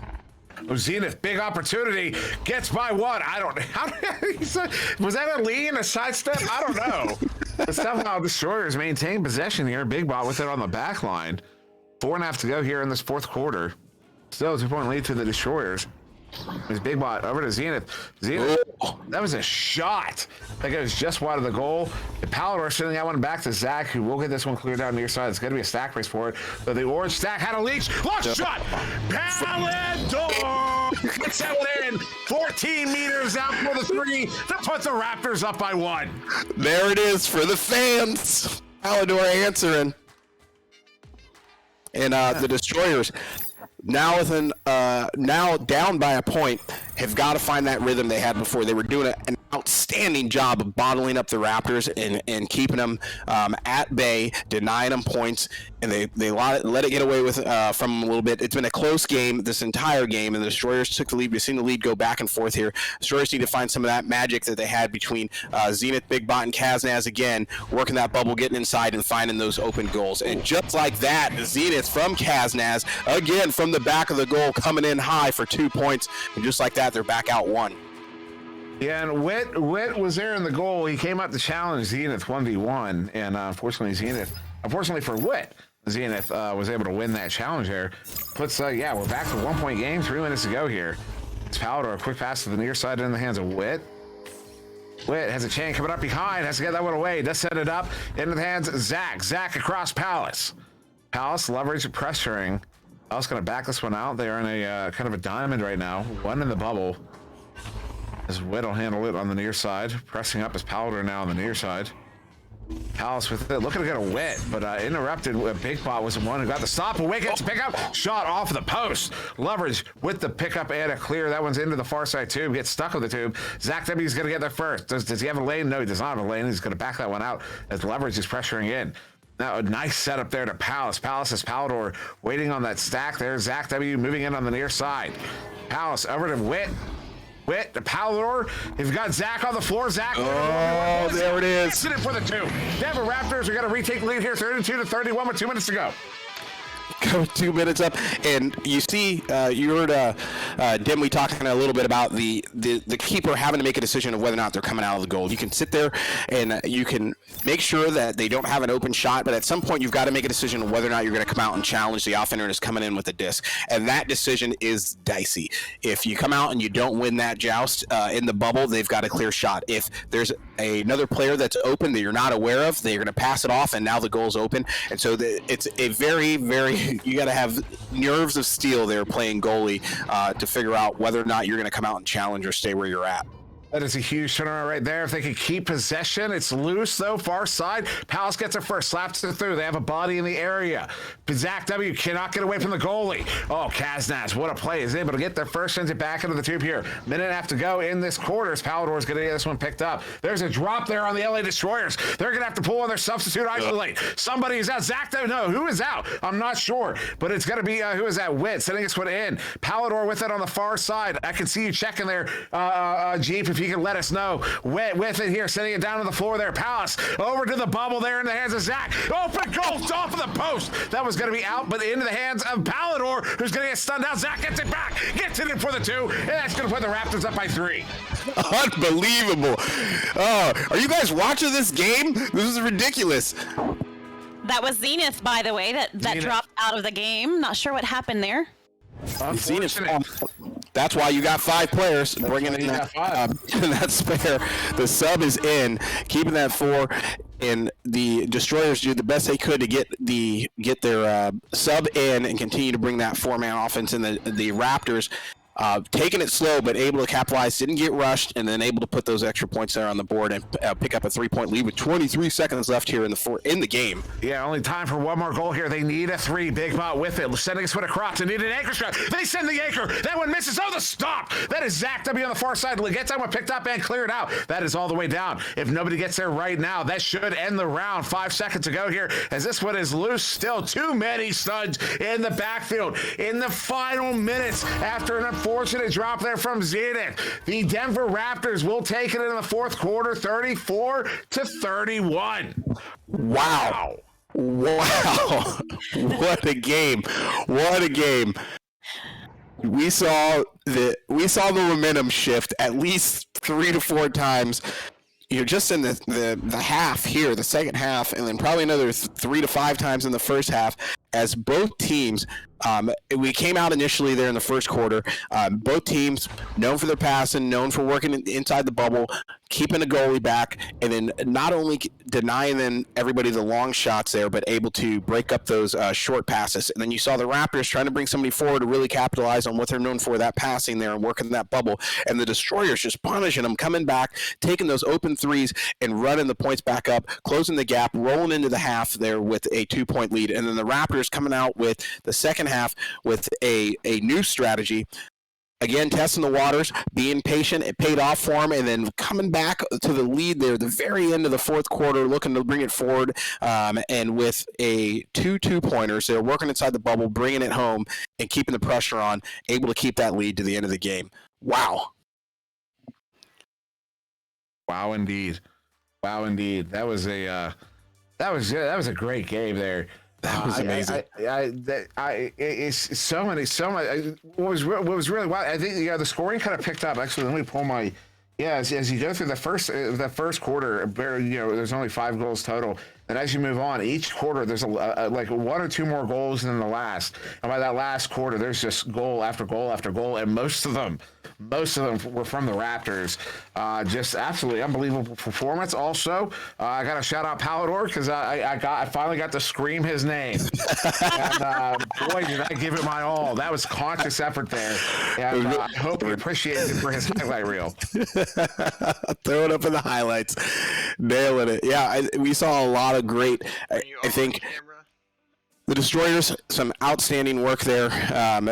Really neutralizing, I think, a lot of the Raptors' strong points early in the game. The Raptors did some good work adapting, and the Destroyers pulling forward, but just couldn't quite hold on to it. And that unfortunate fallout there from that was Zenith who fell out there in the fourth quarter. Very unfortunate, and I think that added just a little bit more of chaos to what was going on there in the final minutes, and it allowed the Raptors to kind of secure that win. But I think the Raptors, for their part, great all-around play. You saw in the stats there, you had goals from everybody. Obviously, Zach, W, and Witt leading the way, but Palador and Palace also putting points on the board, making every team member on that team lethal inside the bubble, and for putting points on the board. You can't double-team anybody. You got to keep everybody spread out, and you got to break up those passes, and they were just able to make it happen and be in the right place at the right time. That was a great match, very well balanced, back and forth. The Twitch stream was going crazy. Everybody was cheering and wanting their team to take it. But it is time for you guys to help pick the player of the game. So, what are your thoughts? Oh, here we go. Obviously, the Twitch stream's blowing up right now. Palador, just so you know, everybody wants you to be the MVP. I feel like I'm going to get mugged and canceled on the internet if I don't give it to Palador. I would have to say, I think Zach and Witt were doing some outstanding work. I think Zach as a captain doing some great work, being where he needed to be, doing some double duty there, breaking up plays, stunning while he's carrying the disc, getting steals, and turning the play back the opposite direction. We couldn't hear their comms, but I know he was calling plays and rallying the team there. And Witt just playing goalie, playing offender, getting back to the back line to clear out. He was just everywhere. And I think if I had to give it a toss-up there between the two, really, really close. Almost Witt, but I would say Zach, and Zach edges out Witt, I think, just because the ability to kind of get the team, I think, as the captain back psychologically there from the times they were down, times they were up, a couple of the self-goal, and keep the play moving and keep the team moving, I think, is what was going to take him to the MVP for me.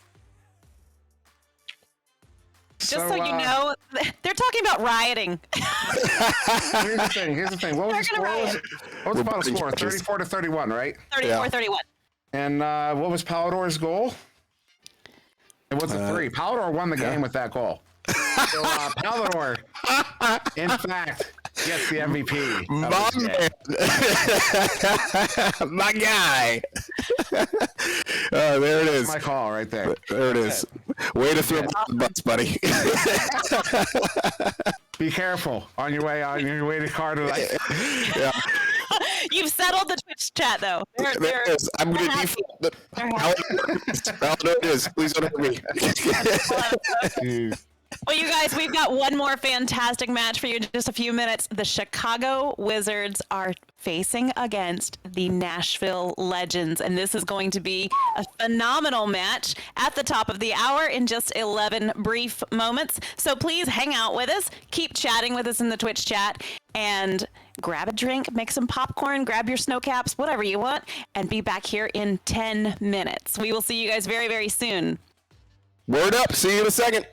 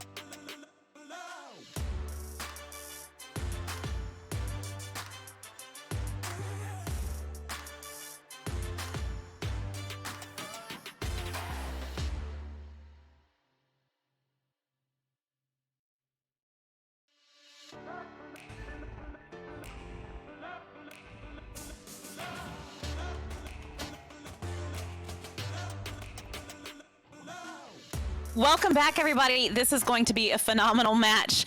We have with us tonight the Chicago Wizards taking on the Nashville Legends, and I am so excited for this game. Some of our favorite players are in the arena in this match. You guys, welcome back. Thanks for joining me again. Good to see you. It's been a while. Whole 10 minutes. Yeah. Oh, lots more Echo tonight. What do we have going on in the Twitch chat? We have lots of cheering for both teams. Ivan Thrives out there cheering on the Nashville Legends. And tell me about these players, you guys. You know them phenomenally well.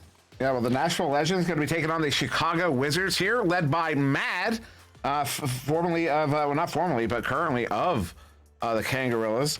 He's going to be playing here with his team. He was picked 10th overall. He's here with Speedy B, Swag War, Tony, and Citizen, and an exceptionally talented team. And I said earlier on, we were talking about, before we went live, we were talking about who we thought was going to be which team might win, and I was kind of leaning towards this Chicago Wizards team simply because Swag War, I think, was undervalued in the draft and has been one of the most valuable players so far in the so far in the preseason, now in the season.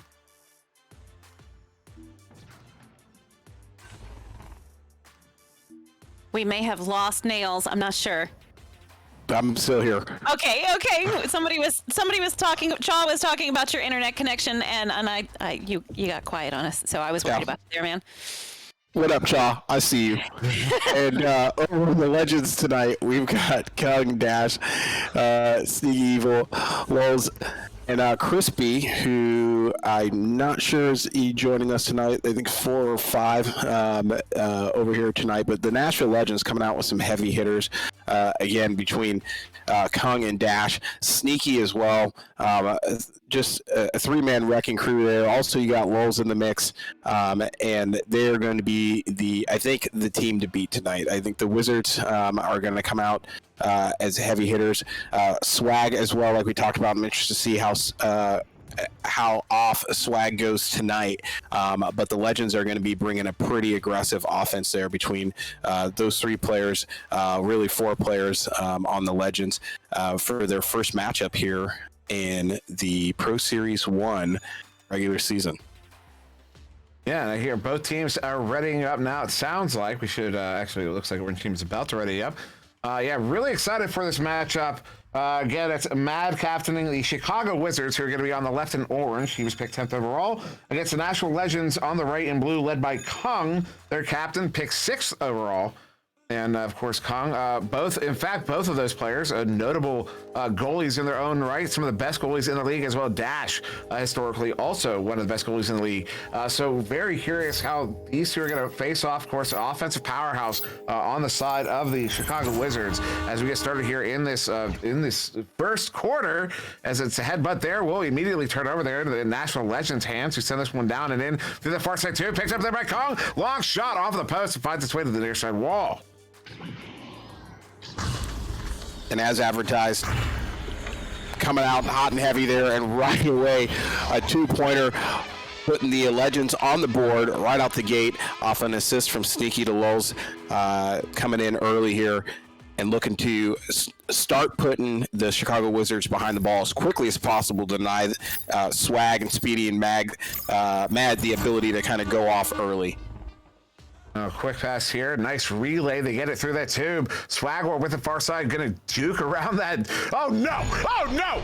There it is. That is what I'm talking about. There it is. Right there. There it is with the razzle and the dazzle, and then sinks a long distance 3 from 26 meters. And Swag is, it looks like, already dialed in for tonight. So here we go. That was ridiculous. He even had Matt open, but he had the lane. I mean, if you have the lane, take the shot, I guess.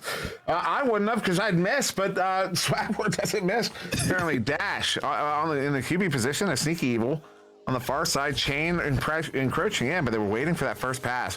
As Kong handles it here on the near side, the Chain's going to get back on defense. Mad disrupting that one, but gets stunned out. Kong with a good recovery, sending this one far side. Sneaky Evil coming back to Kong. Kong, they're stunned out by that Chain. That was Mad getting the stun. Speedy, he's going to get this one picked up and set across to the far side. Maybe a communication there to get it to Swag War, who will get there first, although the clear out, it's off the lip. Somehow he gets there first, but stunned out. by Kong, who gets sent out by Citizen, sends that one up Swag. Swag dumping this one in. Looks like they had a communicated chain ready to go. Mad, though, not able to get there in time as Lulz scoops that one away into the hands of Kong. Kong looking for that long shot. Is that going to be on? No. Oh, it's off of the post, off the backboard. And Speedy V will get there first to clear it away. Speedy coming out there with a nice clear. Seeing some good back and forth here between both these teams. I think that they're both. Oh, nice grab by Mad, rocking right into the bubble, able to redeem themselves and get pick it back off again here and break up the play. But both teams filling each other out here in the first quarter, and I think we're going to see kind of what we've been seeing here in the first quarter. Everybody's kind of figuring out what they're playing against, what's going on, what's going to work for them, and then we'll slowly start to see that those leads diverge. Kong taking another long shot there that goes wide. Mad sending this one out, trying to get it to Swag in that far side tube. Swag ultimately getting there, but as he does, he gets stunned out. Dash sending it across. Citizen, another scoop.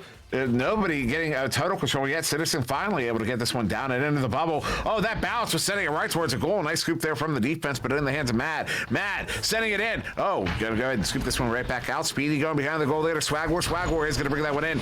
Get it in off of the goalie. Good for the 2. And the Chicago Wizards are going to take a 3-point lead.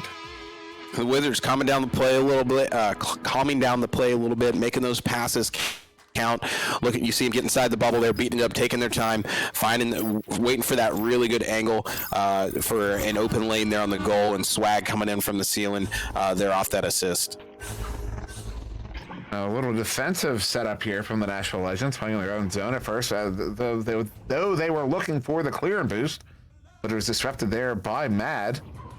Slapping that one in. His own teammates able to pick that one up. Speedy V with it over back to Mad and bringing it in. Oh, nice stop there, Sneaky Evil. And that went off of a post by somebody, but Lulz gets it picked up. Cleared out, not out of the zone though. Kung gets there first, slapping it. But Citizen off of that chain is able to get that one grabbed and picked up here halfway through this first quarter. A very slow scoring game at the moment, though we've seen a couple of these tonight where they start out really slow, but then somebody starts popping off, and then everybody starts popping off, and then suddenly you've got 40 versus 40 game going on. Actually, it was like 34-31. Anyways, Matt's not out there at mid. His dash is going to get us recovered off of that turnover. Yeah, and the Legends coming in. Some good passing. They're trying to mimic that good pass in there and get the disc moving. But the Wizards just have their number dialed in right now. You see them just continuing to break up those plays, right back on the chain. Speedy and Swag coming right back down for another 2 points there inside the bubble, and I think the Wizards just have their number right now. They're denying them all those passes. They're denying the short passes. They're not leaving the goal open. And then as soon as you leave them an opening, like lightning, they're at the other end of the arena looking to put those points on. Like lightning. Like lightning. Let's go here. Lightning's kind of fast. I couldn't think of it. Well, I don't disagree. No, I was just, oh no, ceiling shot. That one's gonna go wide. Yeah, no, I didn't mean anything.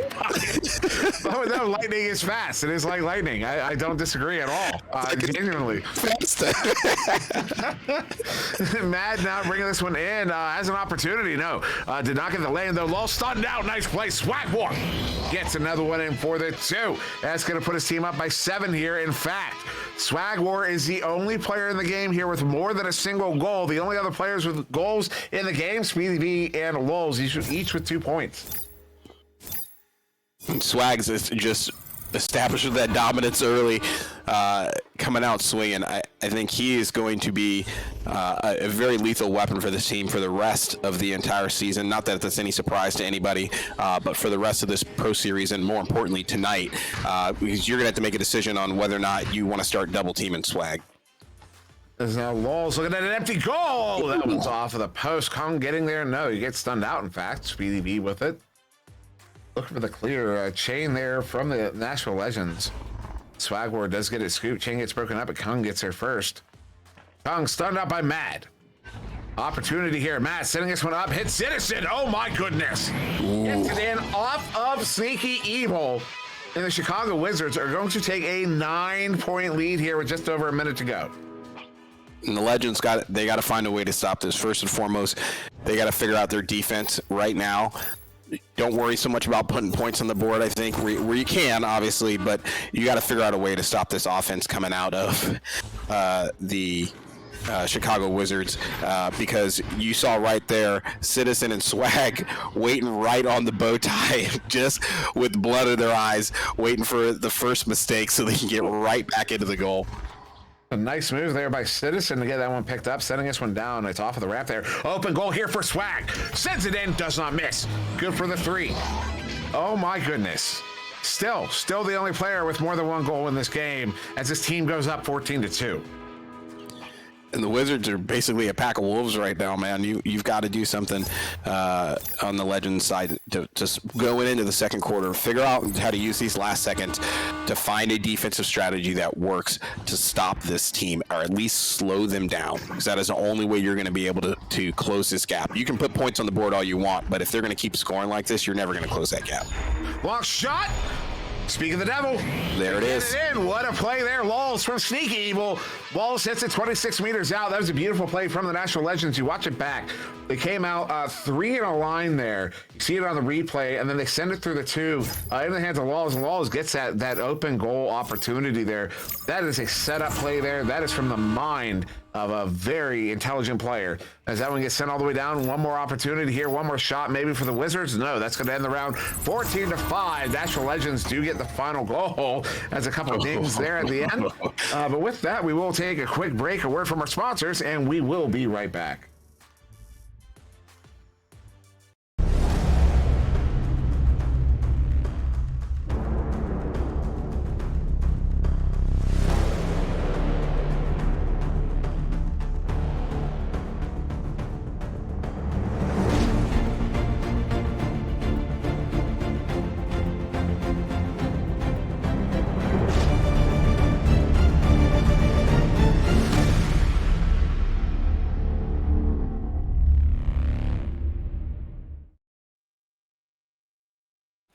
And we are heading into week 2 of the NEPA Pro Series. Catch all of the action right here on our Twitch channel, the NEPA TV. Coming up on Wednesday, we have the Austin Burners as they go up against the Los Angeles Destroyers. The Denver Raptors will take on Echo Club Kansas City, and the Nashville Legends will face the Orlando Cyclones. You can only catch those here on NEPA TV. For more information on the teams, follow NEPA TV on social media or visit nepavrpro.com. You guys, what a great match. We see Swag on the board already with 3 goals. Lulz has 2. Wow. First quarter, the Wizards bringing that magic, man. They are hungry, and they have been on a terror for this entire first quarter. The Legends getting some points on the board, but just not as crisp and as relentless as we're seeing out of the Wizards right now. And just a point of note there, Swag were actually with 4 goals in the first round with 10 points. Yeah. As Matt sending this one up, gets Citizen, open goal. There it is. Citizen gets the first goal here of this second quarter, 15 seconds in. Off of that feed in from Matt as they catch the National Legends in transition and are able to capitalize on an open goal situation. And this Chicago Wizards team is performing exceptionally well in this game. Of course, Swag were the big name at the moment, but I mean, Citizen with a goal there, a bunch of assists across the board. Everybody in the game has assists currently for the Chicago Wizards, as the National Legends once again playing in a more defensive formation here, although it's not the same play as last as they look to just send this one out. They have 2 players in, kind of looking to set up in a chain. No, in fact, Kong was looking to send that one back to that chain that I was referencing. Sneaky Evil now with it, has Lulz up wide open. Lulz Dash is cutting in. No, he's going to go across instead to Kong, as all 3 of his teammates are in the bubble. Speedy V coming out. Nice read there by Citizen. Sends that one away back to mid. And I think what we're seeing out of the Wizards, it's really playing off in their favor, other than their relentless play style, is we're seeing a lot of good positioning out of them. Like you saw it right there on that last play, just able to get, in the mind, as I say that, curse, some Dash coming in with 3 points, going to pick that one up and find the empty goal, send it sailing in. So prior to that, the Wizards, just some really good position in the right place, the right time, able to break up those plays, and then they're able to get those chains back together at a moment's notice as soon as that positioning pays off, and then just catch the other team in transition time and time again. The Chicago Wizards, very aggressive offensive formation. Although it's not working out. It doesn't work out at all. Kong with it. Oh, no. Pocket pick, though, by Mad. Able to get that one recovered. Very fortunate recovery. Swag War looking to just dump this one. Come on, man. That was a cloud shot attempt. Swag War, sit down. You are having a good game, but you haven't scored yet in this quarter, so come on, get a goal, buddy. And Swag War sends that one up. Looking to set up Citizen on the far side there, but Kong gets that one off of that stun and turns it back around here for the Nashville Legends, who sends this one all the way out, and it will be recovered by the defensive chain there. Speedy B with it as one encroaching in as he sends that one up to, who is that, Mad, who's looking to scoop it out, but in the hands of Lulz. Turning it right back around for the National Legends. So another opportunity here for the Legends. Sending this one in, Dash with it, setting up Speedy B. Was it Speedy B? No, excuse me. Speedy B, Sneaky Evil. Sneaky Evil got the goal, and that brings the Legends back within 6. Yeah, and I think the Legends have found a formula that works here. What we're seeing different here is they are meeting the Wizards there at the neutral zone and just prior, and doing some good work of breaking up those plays before they get out of hand, before they're able to get that speed together, and before it becomes something that is unmanageable. You see him over here on the orange side of the arena looking to beat up that offensive play before it can get going and then turn it around. And you guys saw some good chains getting together. They were able to find Citizen there hunting out at the top of the or up at the ceiling there, coming right back in for the 3 points. But in general, getting there, trying to get their chains together quicker, coming back to play that defense, but really looking to stop that offensive push before it can get somewhere that's going to cause them some trouble. So now a 9-point lead here to the Chicago Wizards off of that last goal there. The National Legends in possession. Dash, quick pass here to the Sneaky Evil. Very aggressive defensive formation here from the Wizards as this one gets sent all the way in. What a bounce! That one caught Swag War off guard. He wasn't able to play it. Kong is able to get there first. Bounce past the Lulz. Nice read there by Swag War. Swag gets this one cleared out. This is a dumping. All the way down and in. Nobody getting away cleanly. I see Blue Chain getting away. Actually, in fact, that Blue Chain did get away cleanly. Kong handles that one, sending it up into the hands of that Blue Chain. They get stunned out. This one's into the Chicago Wizards zone, who will get there maybe first. Not quite. That second bounce wasn't good enough. Kong touches it. It'll be Swag War with it. He gets stunned out. Little jockeying at the moment. Lock shot. Oh my. Ooh. Citizen off of the different Swag War has decided that round 2 is his round. Yeah, apparently they're sharing. They got to get their fantasy stats up, and you know, you got to split it evenly amongst the team. We saw, you know, a lot of good stuns, a lot of what turned into basically a battle of punchy face, as the Legends are just trying to hold the Wizards at bay where they can. Nice get back by Dash. Right place, right time, picking that up on the reach. Yeah, that was a quite a recovery there. Swag War now sending this one in. Kong with it. That could have been hurtful. Definitely could have been. Lulz, pulls off, gets a stun on one, but Mad got the steal. Then Lulz gets that stun back, picking that one up there in the far side tube. Excuse me, that was Kong picking it up, sending it up to Sneaky Evil. Sneaky Evil over to Dash back to Sneaky. As goes down to the floor there. Goalie, nice read there by the goalie. I believe that was Matt who came out. Now this one's sent all the way down, and nobody on that one. Everybody overshooting. Matt's going to get there ultimately. 12-point lead here to the Wizards with just over 2 to go in the half. As that one sent across, looking to get it to Speedy. Speedy stunned out there by Dash. Dash turning this one around. Gets it dumped out there. Citizen gets a good boost, excuse me. And a good chain as well gets in. The Chicago Wizards return, sending it right back in the hands of the Legends here on the far side. Sneaky Evil with it once again, sending it across, but the pass is off. You see the Wizards here playing some outstanding defense, and then send it. Here comes Swag. Off the rim. As the Legends get back just in time to play defense, start breaking that up. But the Legends are doing a much better job there, bringing the offense and the pressure. They're keeping it over on the orange side of the arena for a while. Now they got to reset and try to do that again and then convert there inside the bubble for points. Kong looking for a long shot there. Goes off the back wall. Lulz looking for the scoop as the goalie is perturbed. Dash. Second opportunity. Third time's a charm. There it is. Evil gets the slap. They get that one in for the 2. National Legends are back within 10 with only a minute to go here in the half. Well, it doesn't mean too much as there's still a whole other half to go. Yeah. So yeah, plenty of time for the for the National Legends to come back here on this very strong Chicago Wizards team.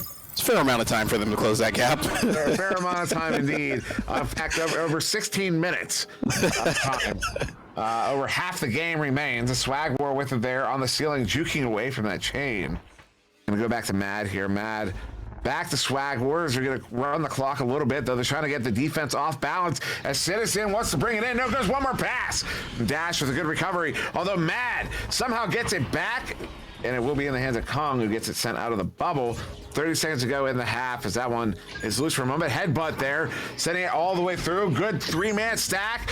Mad with the recovery, sending that one on a reset. Ooh. Almost self-goals it as Dash gets a recovery. Sneaky Evil over to Dash, who will get that one in for the 2, and that's going to bring the National Legends back within 8 and should be our last goal of the quarter, and in fact the half. As I'm not even seeing anybody getting the tubes here. There's not going to be any time left, so just waiting for that countdown there. What a beautiful goal there, though, to end us on that half. And with that, with the replay over, we have a quick word from our sponsors. We will be right back.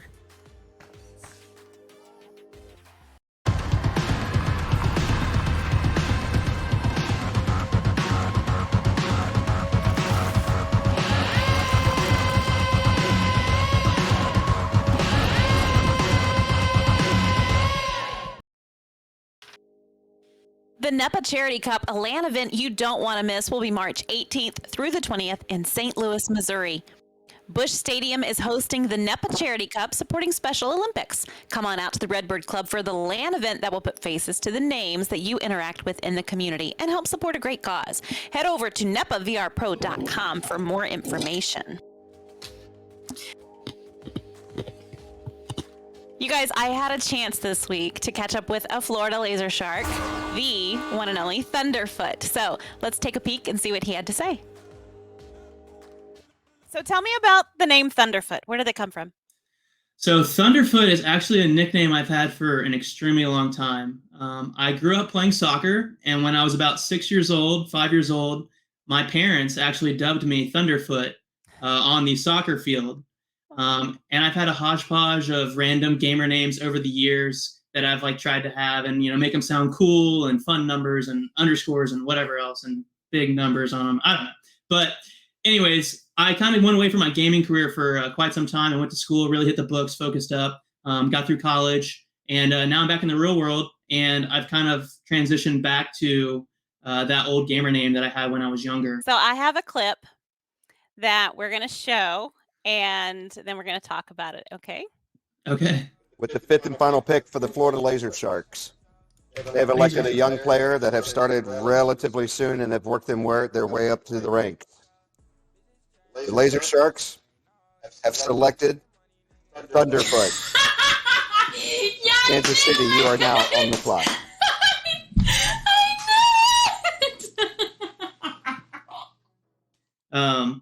I was worried that my skill was going to prevent me from making the cut. And so we're in the 5th round. There was only 10 more names to get picked. And when Timber said my name, I was absolutely shocked because I'm a Floridian. The Florida Laser Sharks was the first NEPA team. I helped with a lot of the, kickstart of that with advertising things on social media and everything. And so it was I helped start, this big thing in a small way, but I still helped. And then to suddenly be a part of the team that I was helping support and help, create, it was just absolutely unreal. And I was truly completely shocked. And I was trying not to cry in front of the 75 people that were watching me. So it was, it really meant a lot. And I'm still my heart's really beating right now just thinking about it because I'm still kind of, shocked that it happened. So is playing professionally for the Laser Sharks, how does that differ from what you've done in the past? This game has kind of rebirthed my passion for competition. Like I said, I kind of gave up video games for a long time to focus on school. And I think that's very important. And that's why I'm able to play this sport professionally now because I'm well off. I'm established in my career. And now I can actually give it my all. And it just so happens to be amazingly competitive, super fun, a timeless game like Echo. It's like soccer or football. It's just has a timeless feel to it. It's just, you can make it as beautiful as you want or as messy as you want. And the best players make it beautiful. And to be considered one of the best players is just mind-blowing. And using all my experience as a previous athlete has really helped me mentally to feel comfortable playing with these guys that are way better than me, and just having my head game better than, maybe how I'm actually playing physically. And, I'll catch up as I can physically. And the first step's probably to get a CV1, but I'll do what I can on my quest for now. Thunderfoot, he is on TikTok and Instagram, and you can follow him there. You guys, this game is great. The Nashville Legends have a solid chance of coming back, and the Twitch chat obviously wants that. So you think it's going to happen? I think what we saw at the end of the first half is you saw the Legends start to find their momentum and their flow rolling into it. They didn't close the gap, but we saw some unanswered goals coming out of the Legends that I think we're going to put the Wizards back in a little bit of a planning phase here in the halftime, so they can get back onto what's been successful for them for this entire game, which, to their point, I think Matt has just been doing an outstanding job of just orchestrating just chaos for the Legends. He's got Swag, Speedy, and Citizen, just pit bulls on a leash. You look at the stats. Mad has 0 points, but plenty of assists and stuns, and he is just orchestrating there as a team captain and letting them just run rampant and put goals in, find any open opportunity they have, chain around the arena and break up passes, be ready at a moment's notice to get moving, and capitalize on every opportunity they're seeing. And the Legends at the end of the first half found a way to start slowing that down. So we'll see what they do with it.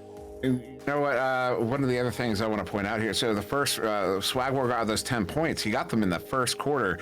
Citizen got 8 in the second. Citizen kind of had that nice run in the second quarter, keeping the Chicago's Wizards quite ahead. The Wizards right now, looking back on those first 2 quarters, are relying on the streaks of individual players, whereas the National Legends have been going off of the team. But the Swagwar is gonna shut my mouth to kick us off here in the second half with a 7-second goal. Dude, and that is an excellent point. The Legends, great all-around play for this entire game, and you see the stats there spread across the team as they're playing, and really for the Wizards, for the Legends, if they can find a way to cover down on Swag and Citizen and just break up their kind of ability to just run around unopposed, I think the team dynamic for the Legends of the all-around team play is going to make every one of them a challenge and a danger for the Wizards here rolling in the second half. That chain there gets a nice turnover. Kong sending that one in. Well, no one's able to recover on it. Still loose. Speedy gets there first. Scoops it out. That one's all the way down into the blue bubble. It's going to be a race for it. Oh, what a play there. Swagwar gets in, but somehow Walls is going to come away with it. Now Walls trying to shoot around. Swag unable to. Off the backboard. Are you kidding me? That's just 1v4. Swagwar just took on the entire Nashville Legends team. 1v4, dude. Pulling a Jason Bourne in the bubble. Swag v everyone. Doesn't give up, gets stunned out, wakes up, gets the disc back, and finishes what he started off the backboard. And I mean, when team play and all around team dynamics are amazing, but when you have a player that can go 1v4 in the bubble and walk away with points, what do you do with that? Look how fast that chain is moving too. Yeah, you just take him off the leash and you let him run, and you go, dude, do it. Come back when there's points on the board. And that's what Mad's doing. That's Swagwar and Citizen on that chain. Swagwar causing that disruption. But Kong's able to get it back, ducking one, bringing it in. Oh, one up, one. I don't even know what I'm trying to say. Seeking Evil gets that one in, stuffs it. National Legends within 10. And the Legends not counted out yet. And you see him getting some good plays, making those passes count and working into the bubble as a team. If they can continue to bring that and continue to stifle, the 1 and 2 players on the Wizards team that are causing them the most amount of issues, they're going to be able to close this gap here in a hurry and deny the Wizards points on the board. And right there, they take it at the neutral zone, dash, sending one in as the defense tries to get back in time. Not fast enough as he puts a 3 in from 31 meters. Yeah, what a goal there. 31 meters out. Lawls was chasing it in, but it looked like he may have been thinking about headbutting it on the way in and may have even tried to, but couldn't catch up in time. But Nashville Legends, with 5 minutes to go here in this third quarter, are back within 7 now. The Citizen handling this one. Sending it through. Is just going to dump that one down. They're looking to get a chain together, though. They didn't have a chain together already. It's curious what the call was there as Kong looking to send that one out, is unable to, keeps it in the zone. Another slap, gets it through. Citizen with the recovery. Sneaky Evil pressuring. Citizen sending that one out, was looking for a cloud shot. Swag War picks it up, open goal, goes just wide. I think that was his first miss of the game. As Kong is going to get that one here. They're dribbling it out. Kong with it. Long shot. That's on!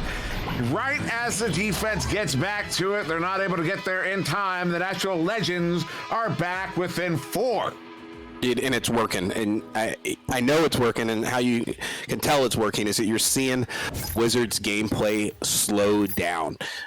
You're not seeing them, with that characteristic, very fast, kind of blitzkrieg type play that we saw in the first half. You're seeing them slow it down. You're seeing them be a little bit more controlled with the disc. They're holding on to it a little bit longer. They're walking it forward, and that is a direct result of the Legends just coming with a more coordinated offense, a coordinated defense. And just as I say that, Mad's like, you know what? No, we're still in it. Here's 3 points coming to the outside. Mad's first goal of the game, but I think, again, the fact that Matt is up there now scoring instead of orchestrating says a lot for what the Legends are doing with their defense and their offense here in the second half. That is a fair assessment, as the Wizards are going to push back up by 7 here. And that was just a great play there by Mad.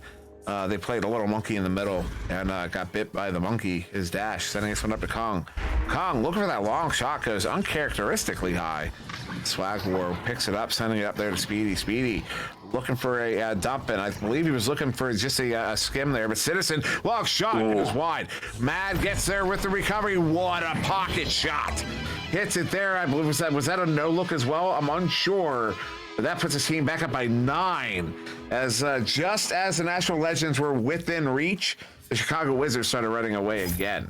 Yeah, and the Legends don't be distracted by the fact that the Wizards are still scoring, but the fact that who's scoring, I think, is what the Legends need to key in on, is that their strategy is starting to work.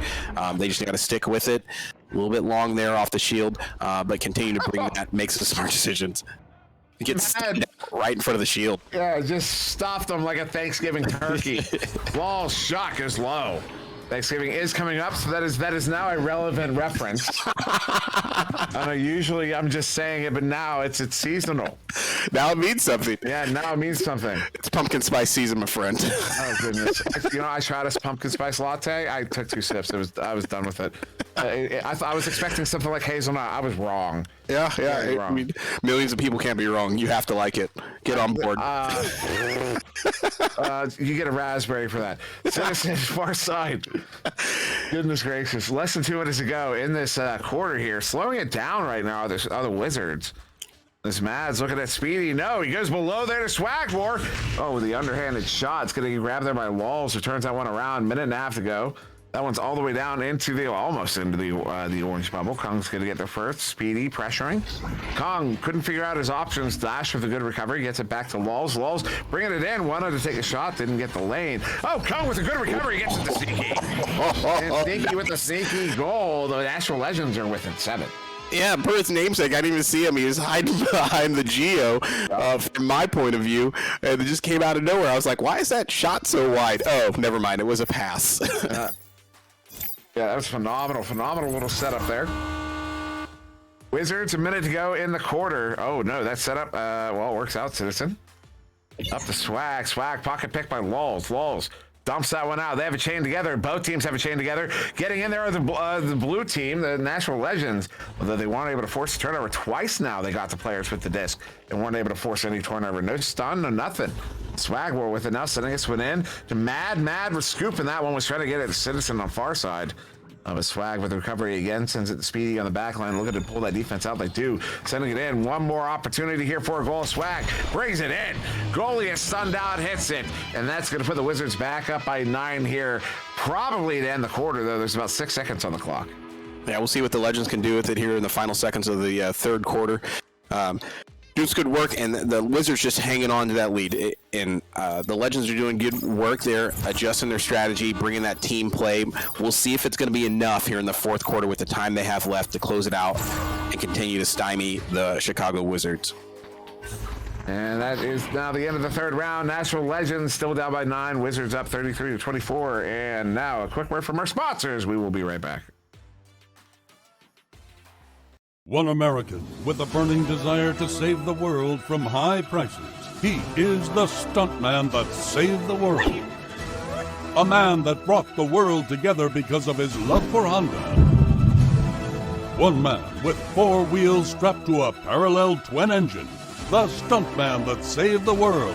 Get your favorite Honda motorcycles, ATVs, and side-by-sides today at Holzhauer Pro Motorsports in Nashville, Illinois.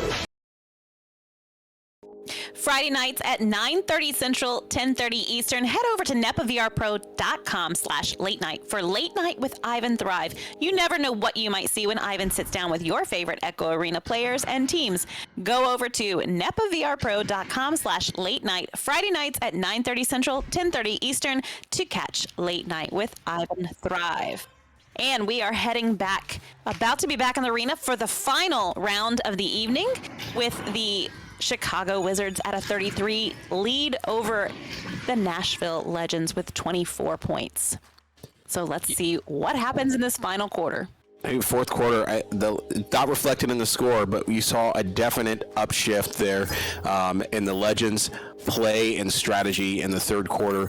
We'll see if it's enough to stop them. I mean, were you keeping track of the goals there, Dimwee, for the third quarter? Who outscored who, as far as the number of goals? I'm pretty sure Swag War had the most. He had 2 threes, in fact. So I'm not sure. I don't think anybody got more than 2 goals in that quarter. As a long shot here, going to be intercepted there by Sneaky Evil. Looking over, I didn't actually keep an active track in that quarter, but just looking over the numbers, it doesn't look like anybody got more than 2 goals. So Swag may have had the most with 2 goals. As Kung sending that one in. Opportunity here, dash. Stunned out. Nice challenge there by Citizen. Sneaky Evil, though, pulls off a phenomenal shield. Gets it over to dash. One more pass. What a play.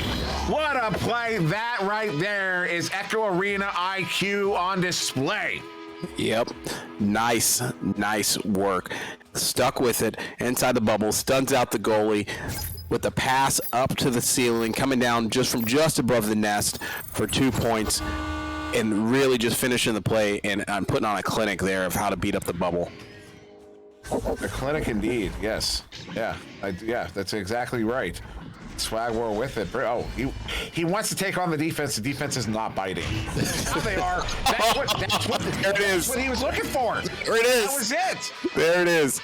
They did the right thing. The Legends did the right thing initially and didn't bite on it. And the moment they did, Swag War took advantage of it and got that goal. Once again, as a Citizen, though, you got to give Citizen credit. He kind of took Kong out of that play there. Was in his face literally for that shot. He did, and in there just creating a lane for Swag, and popped up above the shield there, found his angle that he wanted, and that lane, and put it in. And now this one into the bubble, back in the hands of the Wizards here. And question in the chat there. Kong with the far side actually gets it back here in National Legends. Although it's right back, just a little back and forth there. For funsies, as Kong gets that one picked up. Just because, because sometimes you just want to throw it around. And nice fling there, although makes his way back to the near side. Swag War with it over to Citizen. Citizen pulls off the shield. Dash gets a big save there. Was under pressure, but still got that stop. As Swag War is going to get this one picked up on the near side, juking around, trying to get away from Siki. Does get away from Siki, although a little miscommunication, was going for a bounce pass to Speedy. Although now into Citizen off the backboard. Kong. Big stop. Gets it cleared out. That one's going to be all the way down. We're looking for a race and nothing but orange bodies in the air. Oh, no, there's some blue. I was wrong. Speedy V sends this one away. Yeah, and I think what's interesting here is you're seeing specifically what we saw on that swag goal was you saw the Wizards had to come in as a team to really create that avenue for swag because the defense was reading his mail at that point. They were ready for him. They knew what was going to happen, and then you saw Citizen get in there causing a little bit of havoc, which took him off their game just enough for swag to find his angle. But I think the fact that the Wizards are having to beat up the bubble there as a team instead of your classic kind of Jason Bourne dynamics. It really says something for about what the Legends are doing with their defense. A nice shot there, was just off the post, so very close to going in. Citizen with it on the far side. They just got to run the clock at this point. Up by 9, that's 3 goals. It's really only 42nd point and no return, so that, they really want to get some more goals in. Press that out of the lead a little bit more. It's Mad bringing it in. Top corner pocket on the goalie is caught out of position. And that's going to push the Wizards up by 11 here, which is a minimum of 4 goals, which does move the needle just a little bit and gives them a full minute on that point of no return.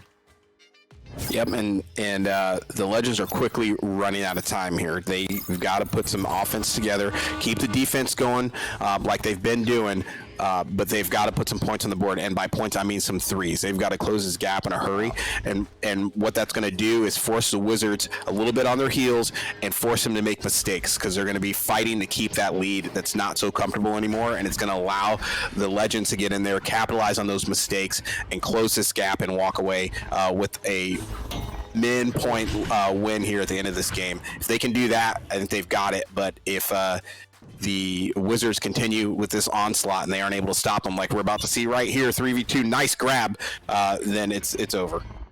Swagwar, though, getting it back here. Juking around, sending it in. Another miscommunication. Was trying to get it speedy once again. But that send out, nice goal. Matt scooping it.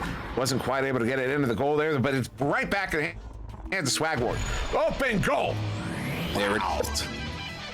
Can't sleep on the Matt swag, dude. Nope. Can't sleep on him. That's a 14-point lead. Less than 3 minutes to go here. That is a significant lead for the Chicago Wizards. It's not over yet, but we are very quickly approaching that point as the Legends coming out here. Dash with it. Sends it near side of Sneaky Evil. That chain. Very aggressive, but not quite attacking it. That's what they were looking for. Disc is loose. Swagwar not able to get there. Sneaky gets it first, so sending it across. Loose again. Mad with it. Open goal. Sends it in. Hits it again. Another 3 points on the board for the Wizards as they push up now by 17 points. There's just over 2 minutes to go. Oh, no. Yeah, oh no, indeed. This is worrisome for the Legends, and the Wizards basically got back on the step and did what they need to do. They put some more points on the board, strengthened out that lead, weren't denied or thrown off balance there by the Legends defense, kind of reset themselves and got back into it, and it's paying off for them because now they're right back to it, a comfortable lead, and all they got to do right now is just kind of hang out and play some good defense. Bringing it in, a shot there, stopped. Trying to get around Swagwar, and as we hit a minute 40, that is the end of mathematical time. The Nashville Legends have no more time to come back here on this 17-point deficit. Mad over to Swag. Swag off the bat. What a shot! Hits the code and gets the shore ice on this one, pushing his team up by 20 points. And once again, pointing it out, the Chicago Wizards did hit 40 points in this game. There it is again. There it is again. Nail in the coffin there. Coming from who else, as expected? Swag, making it happen. Now, just a minute to go here. National Legends looking to get some points on the board. Pad some stats here, as those could be important later in the season. Actually, I'm not sure. Maybe they will be. Who knows? Swagwar sending it in, looking for a ceiling shot. Sneaky Evil's going to handle that one. Sending that one out into the hands of Kong Kong, going for a long shot. That one's looking maybe a little bit wide. It is. As Mad is going to get it recovered here 40 seconds ago. Mad sending that one out. They have a chain down. Chain gets split up incidentally. And everyone undershooting. Actually, Swagwar gets right to it, bringing it in. Nice shot off the backboard.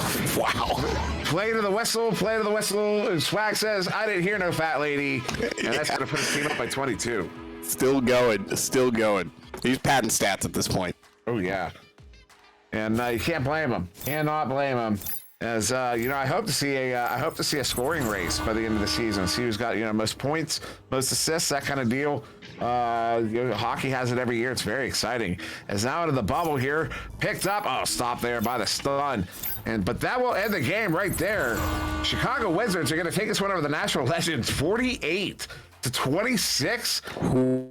That one off of 26 points for Swagwar. One of only 2 players in the game to get double digits on the board. The other player being Mad, who only hit 10. Swagwar was unbelievable in this game. Oh yeah, oh yeah. That ranked number 1. Yeah, the true form. There it is. There's your number 1 team, just crushing it. They proved why they are ranked number 1 right now tonight when they came out swinging. And oddly, with the lower amount of possession between them and the National Legends, but that just really says speaks to the quickness of the Chicago Wizards play all night long. As soon as they got the disc, they did something with it. They capitalized. The long distance shots we're seeing out of them from Swag and Citizen and Mad coming in there and making it happen. And also to Speedy's really outstanding performance playing the back line and feeding the disc forward to his teammates to capitalize on that. They weren't holding onto the disc for long, but they were doing a lot with it when they had it. So I'm showing Swagwar having 10 goals. Is that what you guys have? That's incredible. At least 26 points, 10 goals makes sense. Yeah, with how many threes he was hitting as well. Yeah, I could see 10 goals there. Because that is a... that man had a game. He had a game. Oh yeah, he definitely went off tonight. Yes, he did. And that was amazing. I think moving forward, the Legends, I think, found something that really works for them. I think they play well in those team dynamics. That you can see they're kind of still getting a little bit of that chemistry worked out, which I think if they get that nailed, they're going to be crushing it here later this season. But just the speed coming out of the Wizards, combined with the Citizen and Swag, just dialed in on the shots, I think was just too much for the Legends to handle. They kind of figured out that formula a little bit too late to do anything with it. But for their part, no sleepers either. Definitely going to be a force to be reckoned with for the rest of the season in the Legends. Yeah. Okay, so that was incredible. I'm looking forward to seeing where the Wizards go. This is going to mix up the stats this week for sure, and it'll be interesting to see where everybody ranks this week. I think it's time for the player of the game, which we know who the chat's pulling for. So will they riot again, Nails? Yeah, well, I already have one riot planned outside my house. So obvious. I mean, at this point, it's Swag. Like, he had an incredible game. Like, just going off on the points, open all the time. And dude, just the fact that the single play that cemented it for me was when he went 1v4 inside the bubble, got stuffed, and then still walked away with points. Like, are you kidding me? Dude, that right there put the nail in the coffin for me for the MVP as Swag. Points. Forget the points. Just that he could have had that play only for the game, and that would have been dominant. Or that would have been the MVP for me. Yeah. Yeah, no. So for MVP of the game, I'm actually gonna have to throw a little curveball in, and that makes some people happy. Palador is no, of course, no. Swagwar, hands down. Ryan didn't text tomorrow. No, Swagwar. I just, I said at the beginning of the game, I said I thought that the Chicago Wizards were gonna have the advantage in this game because Swagwar I thought was undervalued in the draft. And boy, did he make me sound so intelligent when I said that by having just that kind of game. Thank you, Swagwar. You make me sound like I know what I'm doing. And you are absolutely the MVP of this one. There you have it. I agree. Congrats, Swag. Well, that was great and super fun. And we will be back on the 17th with More incredible games heading into week 2 of the NEPA Pro Series. Catch all the action right here on our Twitch channel, the NEPA TV. Coming up Wednesday, we'll have the Austin Burners against the Los Angeles Destroyers. The Denver Raptors will take on Echo Club Kansas City, and the Nashville Legends will face the Orlando Cyclones. You can only catch those here on Twitch on the NEPA TV. For more information on the teams, follow NEPA TV on social media or visit nepavrpro.com. So, we will see you guys all then. Have a great night. Thanks for joining us. See ya.